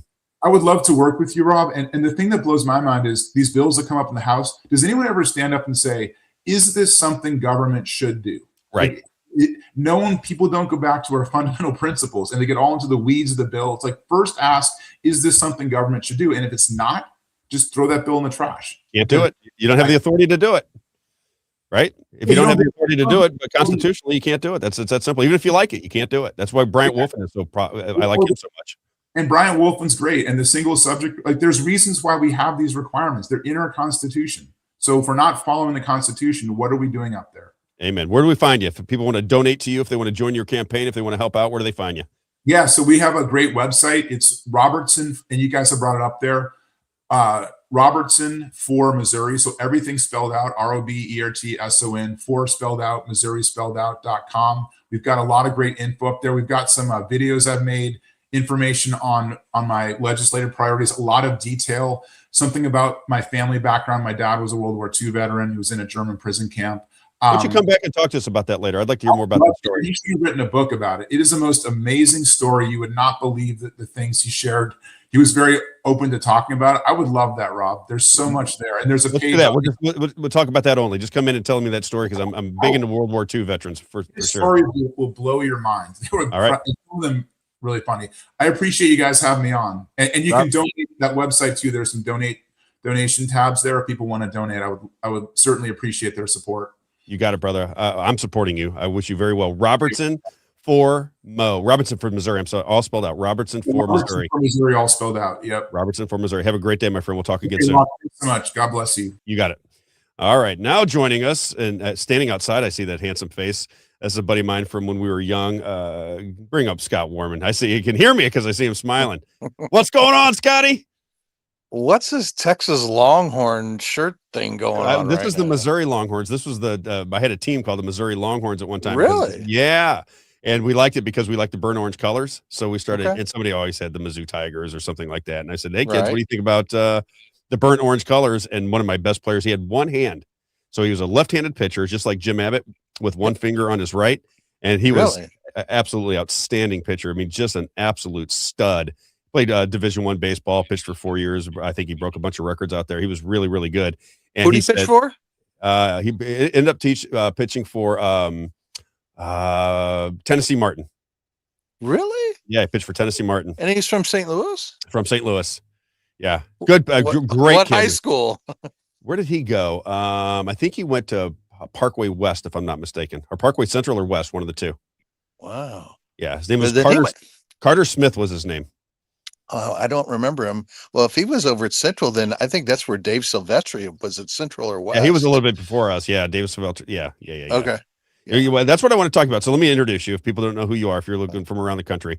This is Scott Warman. Scott took my life away from me. So Scott is the one who is living the life I wanted to live. Scott, I'm very I don't jealous know about of you. that. Yes, it is. You took my life away from you, from me. We talked one time, and it was one of the first times we met. And I said, well, what are you doing? He said, I'm getting into, I think you're working at KFan or you're getting ready to go work for one of the radio stations. And you told me that. And I go, really? I go, sports journalism? He said, you said, yes. And that is how we began to connect. And you became the voice of the pre and post game shows for the Blues and the Cardinals. And I think you are so talented, man, because, what's interesting about you is, that you're the moderator. You allow Bernie to speak. You allow whether it's Jim Edmonds or whoever, you allow them to speak. You are just there to facilitate the operation. And I think you do a fantastic job. I think you're very underrated as your friend and as somebody who knows what you're supposed to be doing. I think you're fabulous at it. That's probably how long did you do that gig? Dude, you're too kind. I first started working over what was Fox Sports Midwest. That was right around 2012 when the Blues started making the playoffs. Because I remember seeing you there. Jimmy the Cat Hayes and Pat Paris, who did most of the studio stuff at the time, they were moving over to Cardinals to work with Danny McLaughlin and Ricky Horton and Al Rabosky. So they needed somebody to slide in to help with Bernie, and John Kelly and Darren Pang were doing the broadcast at that time for Fox Sports Midwest. And it's kind of how it just kept evolving. And it was evolved into when Pat left, and I think it was April of 2016. And then that's when things really exploded for me. And as I know we talked before, I also work also for the Missouri Valley Conference. That's really how the whole TV thing got started, is Mike Kern and Jack Watkins, who were senior associate commissioners of the Valley, not at the time, but they are now. They just took a nobody and gave me an opportunity to do football. And then I started doing basketball, and I was studio hosting the Missouri Valley basketball tournament, which is always held in St. Louis. They call it Arch Madness. That's right. And Awesome. that's kind of where the hosting from a TV side started. Now, on the radio side, I've always hosted pre-post and intermissions, whether it was hockey, Cardinal baseball I've done since 2011, still actually working Sunday on the radio side. And then did the Rams for many, many years, starting in 99, the Super Bowl championship, when I did pre and post for the Rams. So that's how the whole pre-post game thing started. I think I saw you, Scott, because we'd lost touch with each other for a little bit. You got into your career. I went to a playoff game. I think it was when they were playing the Minnesota Vikings, and I'm almost positive. It seems to me I saw you there. It was the first time I realized you'd made it to the big times. That would have been 1999, and I saw you out in the big studios. I'm like, oh, there's my man, Scott. You made it to the big. Look at him go. So I got to. I still, to this day, and I'll never forget, even though I know a lot of us are bitter about what happened, but I will never forget, because I don't know about you, but my family had season tickets to football Cardinal games forever. And then I actually had season tickets with a bunch of people that you and I are friends with. And then I'm like, I'm going to get this gig, and I got it. And so I dropped my season tickets, which was 99. And I will never forget that game, because there was too much national media up in the regular press box. So they had an alternate press box for the rest of us that was behind one of the field goals, but we were behind a glass partition. And it's literally 15 minutes before kickoff. We had the rest of the pregame tape so we could get in and watch the game.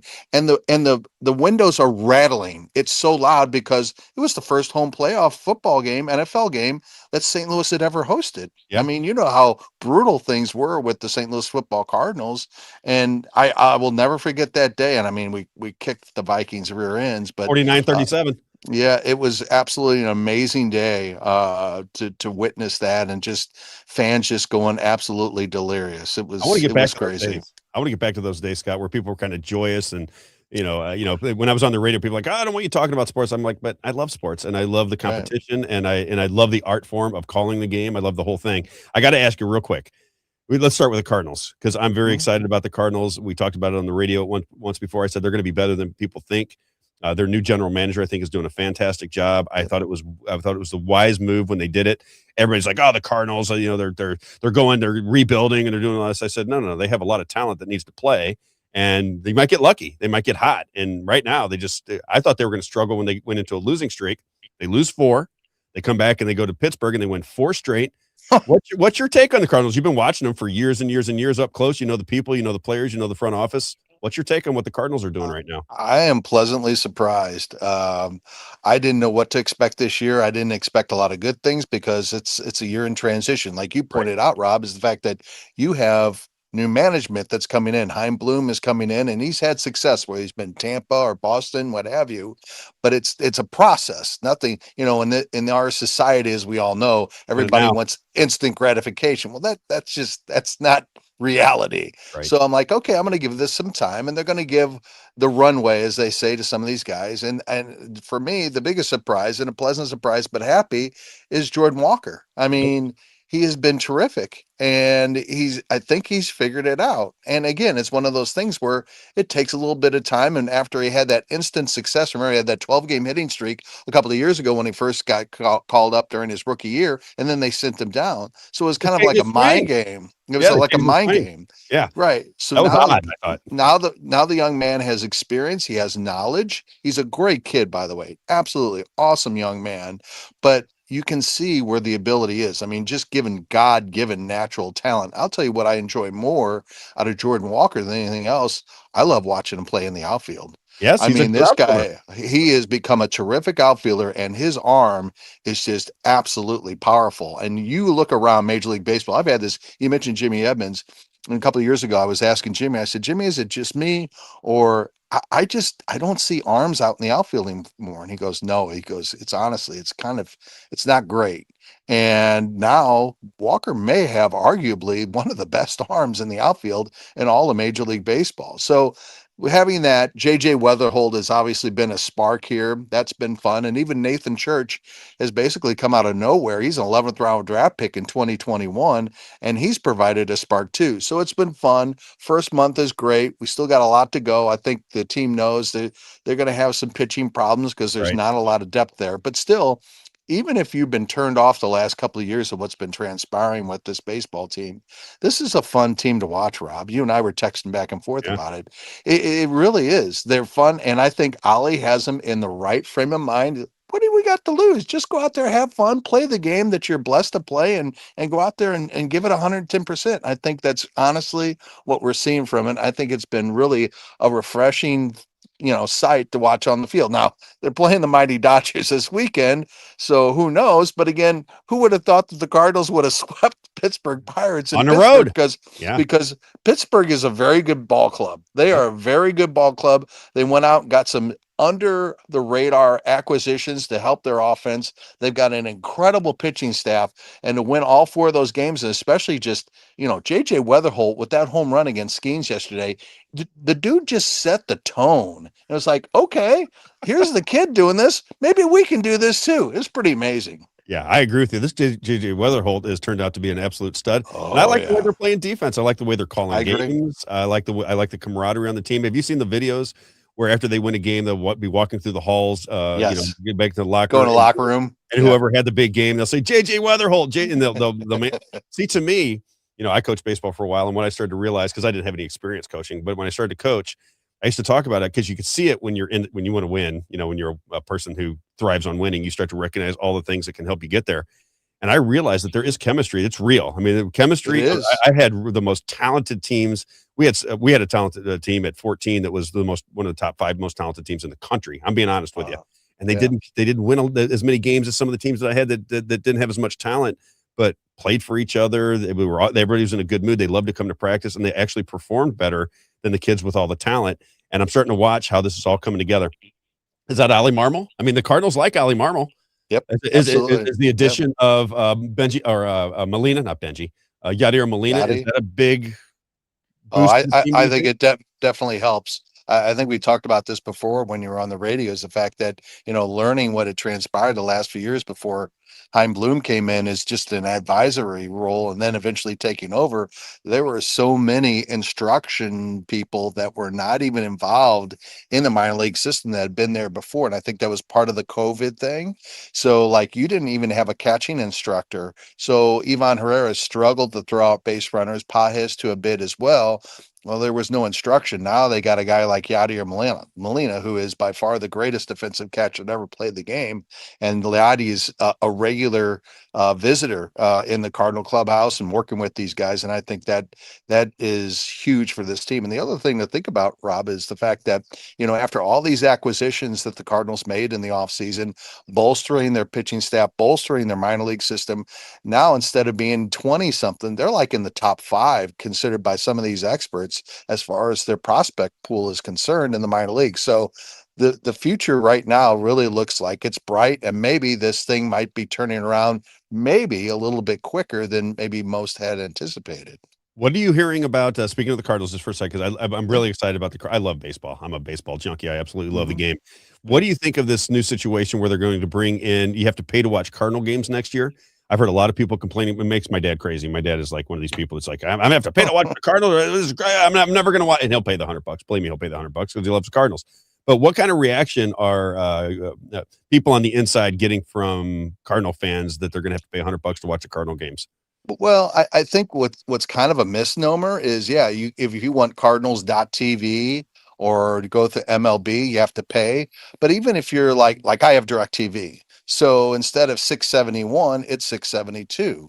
So instead of whatever it was on like Charter Communications here in St. Louis or Spectrum, it's just a different channel. So what I learned about it, and you have to go to the Cardinals website because I don't know all the details, but what I do know, Rob, is the fact that one of my partners, Mark Sweeney, who's a great dude, still lives in San Diego. He'll be working with Chip over the weekend.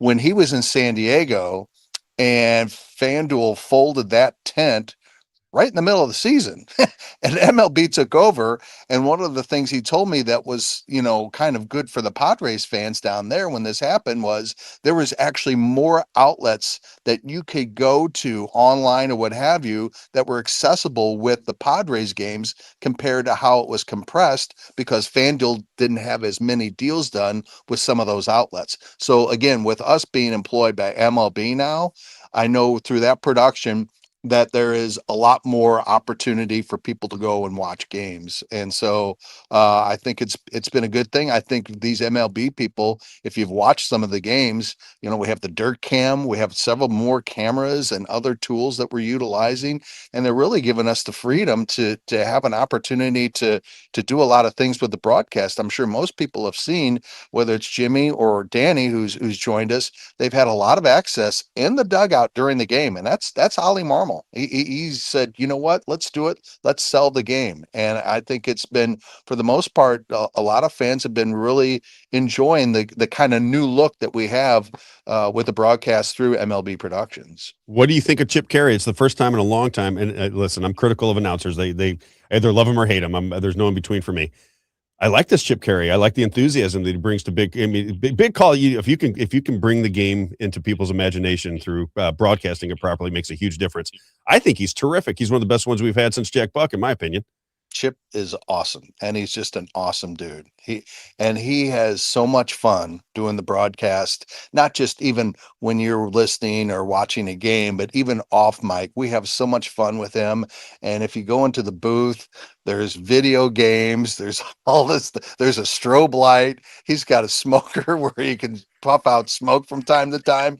It's just like, it's like a party, but that's, as I always say, and we know this, the old saying, the apple doesn't fall too far from the tree. Yes. I can see where he's a carry, Yeah. but it's fun, and everybody's enjoying working with Chip, and I think he's done a terrific job. Look, I've done this for a long time, and play-by-play or hosting or what have you, and when things are not going well, it's very difficult. It's very difficult for yourself to get entrenched because you're so into the ball club and you get so frustrated as well, just like the fans. And the momentum and the energy that he has been able to sustain the last couple of years while the team hasn't been doing so good just tells me, and I know Jack Buck has said this before, that's when you're really tested as an announcer and as a broadcaster, is when you can keep those people in to say, oh, what are they talking about next? Oh, he's keeping the game interesting, even though the team's not doing so good. And that's a mark of a real pro. And that's mark of what Chip Carey's done the last couple of years, is kept the thing entertaining. He's kept it interesting, and he's kept it fun while we've struggled the last couple of years with this ball club. So I think Chip has just been absolutely terrific for the team and the organization since coming over here to St. Louis. 100% agree. I dig him. I think he's fantastic. Last question for you, because I want to ask you about the Blues a little bit. A lot of Blues fans in St. Louis. I mean, my son is the biggest Blues fan ever. What do you think of this new team? They started to get hot toward the end of the season. They did kind of the same thing as the Cardinals. They went young.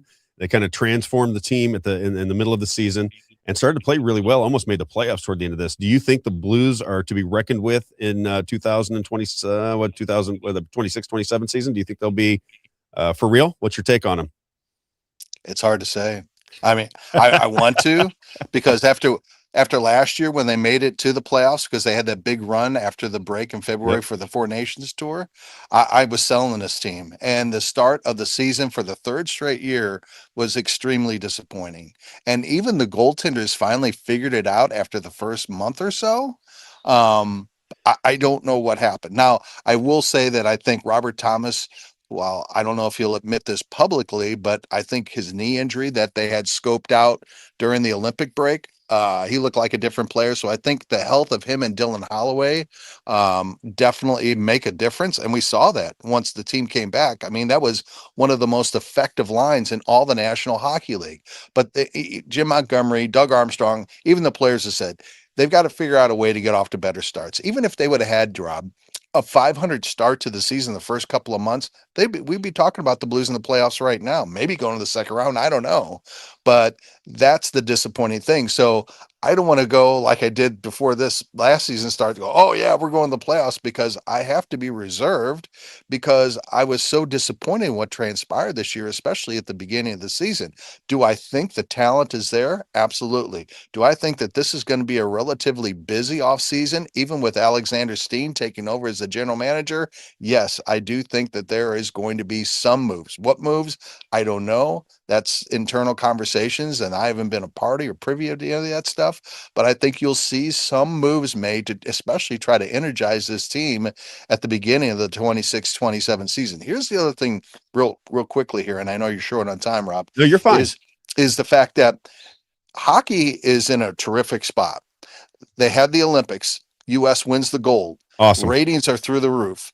I saw so far in this first round, the first round of the playoffs ratings are 143% higher than they were last year. And they were even higher last year. That's just the national telecast. That doesn't include local telecast, which is included in the first round.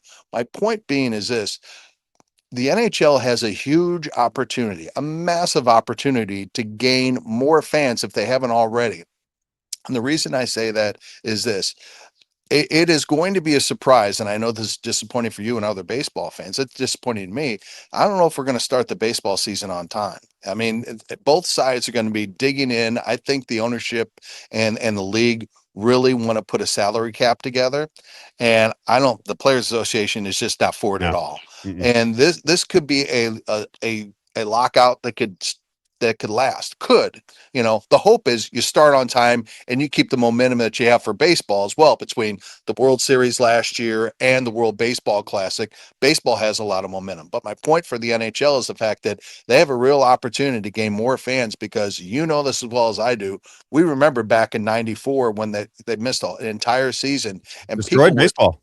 Ticked off at baseball. Right. They couldn't even get a TV deal. For some of the young people that don't know, they could barely get a TV deal. So how ticked off, especially for us that were around that time, are going to be even more upset with Major League Baseball. I imagine a lot of fans are going to be really ticked if they're out for an extended period of time. So I hope that both sides collectively get it together and they can come up with a solution. Hockey already did it 2 years in advance of their CBA expiring. I hope Major League Baseball can, but if they can't, the NHL has a huge opportunity, I think, to gain a lot more fandom if that unfortunately happens in Major League Baseball. Can I ask you just one other quick question? I'm just curious, because you've never answered this for me. All the people that you have to meet in the Cardinals and the Blues, do you have any person that you like, not a player like their talent, but somebody that you really gelled with that you thought was a fantastic person, somebody you hang out with? I know you're friends with Bernie Federko. Is there anybody that on the Cardinal side and the Blues side that you just think is fantastic to hang around with, somebody that's got a great sense of humor, somebody you just dig?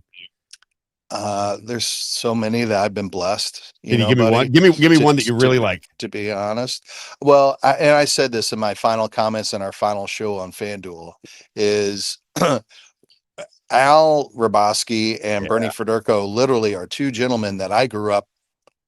I was left-handed, so I imitated Al Roboski when I was on the mound.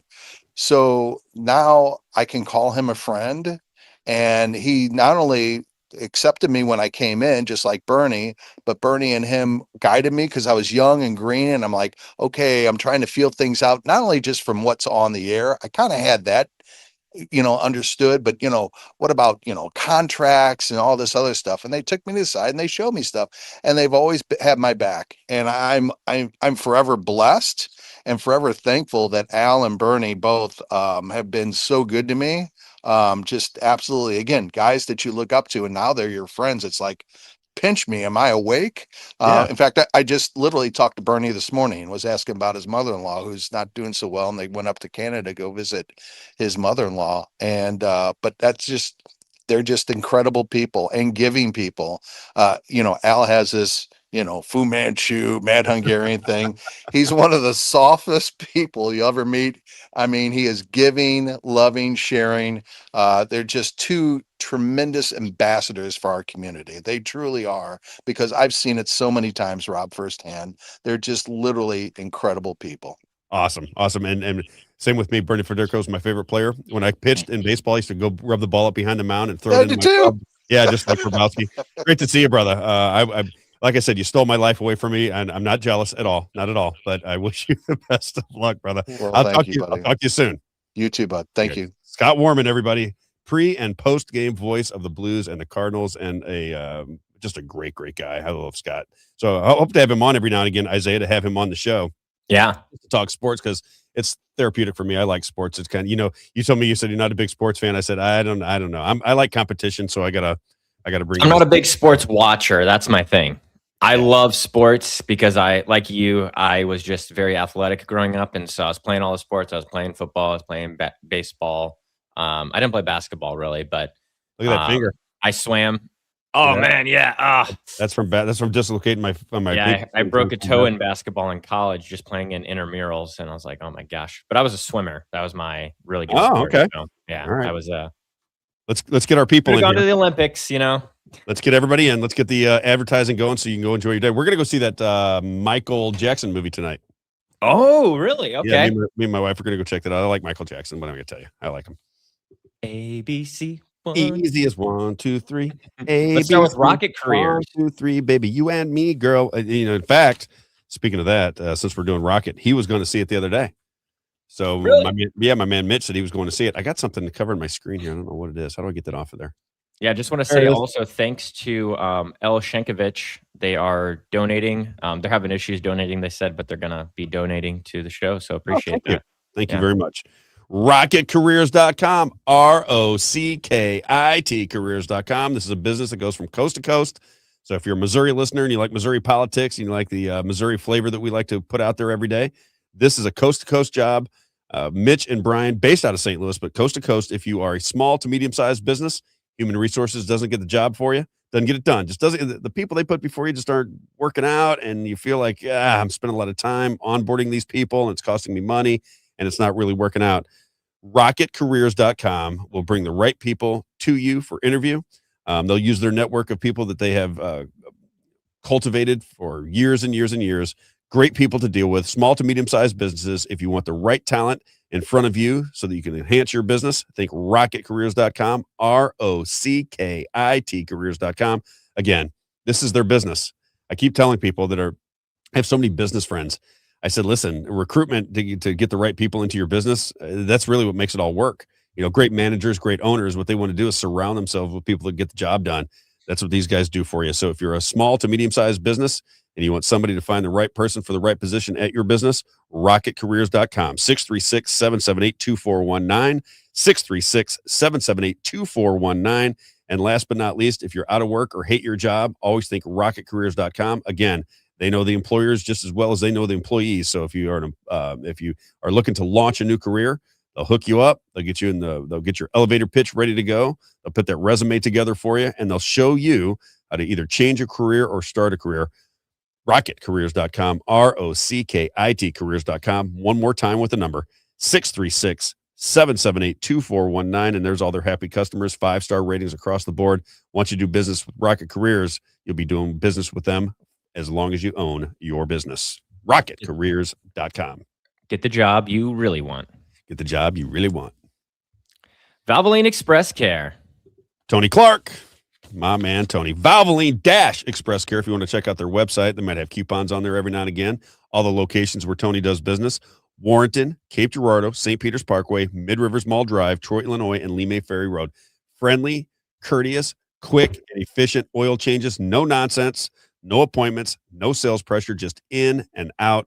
Easy, efficient oil changes. As he said to me, he goes, Rob, I've been in this business for so long, and I knew when I started on my own, this is the way I wanted to go about it. I know what people complained about. Took too long to get an oil change. That would aggravate people, or they felt pressured into buying things they didn't come in there to get. He says, we understand that. We have friendly service. We get you in, we get you out, 15 minutes from bay to on your way. And if you need a new air filter, we'll show it to you, but we're not going to pressure you into doing anything that you don't want to do. Valvoline Express Care. One more time of the locations. Again, if I don't see that sticker on your car, we're not friends. Warrenton, Cape Girardeau, St. Peter's Parkway, Mid Rivers Mall Drive, Troy, Illinois, and Lee May Ferry Road. I got to start talking to some of my friends that own businesses to get their trucks oil changes at Valvoline Express Care. Trying to create a community of small businesses. Isaiah, we talked about this a little bit the other day as well. I want all of these people that are doing business with me and all my friends that are, I know so many friends that own businesses, contracting businesses, all kinds of packaging businesses. Tie these people together so we're doing business as a family. I think you will like it a lot better. You get a lot better service. You'll be able to communicate with people much easier. Check it out. Check out the idea. Valvoline Express Care, Valvoline Express Care if you want to check out their website. Speaking of trucks, gracehauling.com. My man, gracehauling.com, gracehauling.com, gracehauling.com. Again, pride themselves on outstanding customer service. As he told me, Rob, but for the grace of God, I would not have such a thriving business. Competitive pricing, been around since 1998. If you're a commercial customer, 2, 4, 6, and 8-yard dumpsters. If you're a residential customer, don't forget, they have trash, recyclable, yard waste, and bulk pickups. They'll take care of you. gracehauling.com. gracehauling.com, gracehauling.com. You're going to see their trash cans and trucks all over the place. That's because they do great business. People love doing business with gracehauling.com. Check them out. gracehauling.com, gracehauling.com. One more time, gracehauling.com. ECS Roofing. My new advertiser. I'm going to start getting him a little bit earlier in the show. Larry Evans. There he is on the screen. ECS Roofing and Exteriors. He said, Rob, it costs me money to run a website. I don't think I need it. I'm just going to do things on social media. So he's basically got his advertisements on Facebook where you can go check him out. ECS Roofing, 30 years in construction. As he likes to say, I'm a perfectionist and I want my people to do a good job so we don't come back out and have to fix things over and over and over again.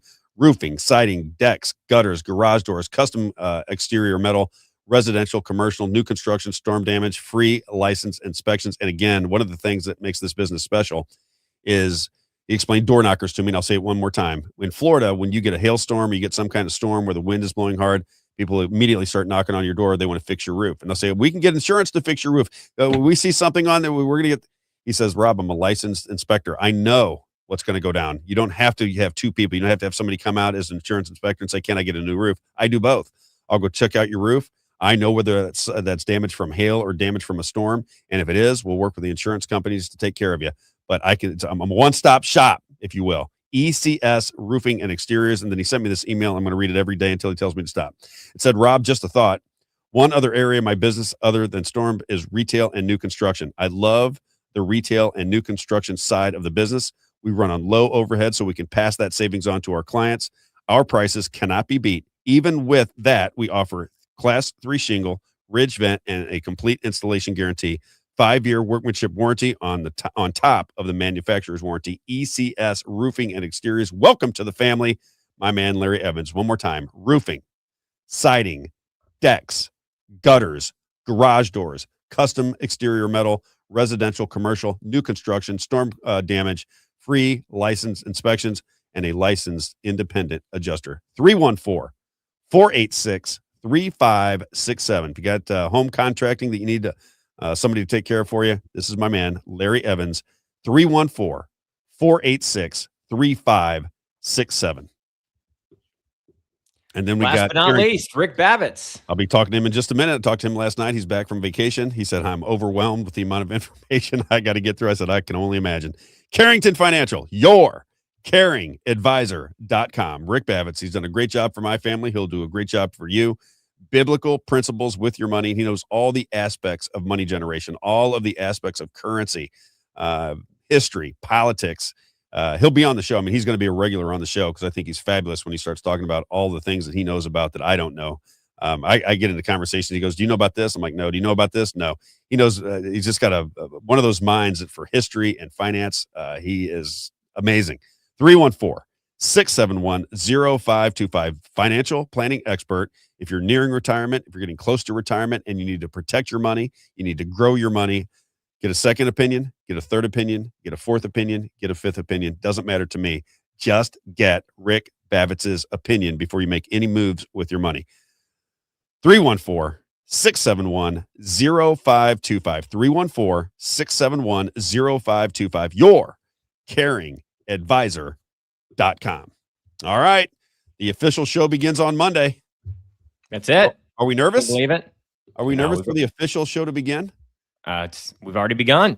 I mean, where we got the roll, we got the cameras, we're going to do live shows. It's going to be, obviously we'll probably start advertising very early on with our advertisers on the show. So everybody gets a real quick shout out.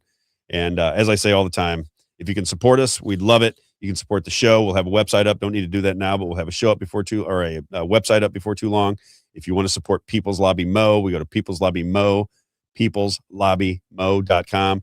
All that money is used to spread the message, organize ourselves, put on events, and get engaged with the community in St. Louis, St. Charles County, and around the state of Missouri. If you want to work with our advertisers, call me directly, 314-322-7622, or you can reach out to us at therobbshowhost@gmail.com, @therobbshowhost@gmail.com. We'll hook you up with our advertisers. You might say, hey, who's that guy that does the water? Who's the guy that does the water? I can't think of his name. Just email me at therobbshowhost@gmail.com. All of our advertisers, the ones we mentioned today, we have 3 or 4 more joining us next week. What an unbelievable. Are we 3 weeks in now? Yeah. 3 weeks, right? Meeting. Yep. What an absolutely incredible 3 weeks. 2 full weeks, I guess. 15 episodes. 15 episodes. When we start sharing numbers with people, I think it's going to blow everybody's mind. It blows my mind what you've been able to accomplish, because I know that ain't me. I had no idea. I probably have 8 people watching me if it weren't for Isaiah. Appreciate you, brother. We'll see you soon. We'll talk a little bit later on this weekend. I'll be in town on Sunday. And don't forget, last thing I want to say before we sign off for today, on Tuesday, May the 5th, Cinco de Mayo, Moe's Pizza. Join us there. Live show. Doors open at 8:45. Food served at 11. We are going to give the first 50 people in line a free lunch. That's pizza and salad bar. Jones Air and Water is going to provide all of the ice cream, live show, free food. We have a lot to talk about. We'll have Levi Winehouse. We'll talk about the Jeff Winehouse case and other things that are going on locally in Franklin County. And then, as always, we'll talk about the news of the day. Have a great day. Have a great weekend. We'll see you Monday morning at 9 a.m. on the Robb Carter Show. The debate is Monday, correct? The MMTLP. Debate is Monday, and if it changes, people, because MMTLP will be looking online. They'll be looking on X. So if there's any changes, we'll let you know. But right now, there's a debate scheduled with MMTLP, Amy versus Junk Savvy at 10 o'clock. And like I said, if it changes, I will let you know. I see people asking. Right now, the debate is on. Junk Savvy has not pulled out. It's just a lot of people are telling her they don't want her to debate. But right now, it's on. Yeah. If it changes, I'll put out some kind of messaging on X, and we'll figure it out from there. I'm going to have a debate with somebody. I know, right? We're going to have a debate, so it's just a matter of who's going to do it. Amy's messaged me probably a dozen times that she'll be here. Yeah, Amy's going to show up, and I assume that the other side will show up. It would be hard for me to believe they wouldn't, but you just never know. But we'll keep everybody informed. How about that? Yep. Right on. All right, everybody. Monday morning, 9 a.m. on the Robb Carter Show. Have a great weekend. See you there.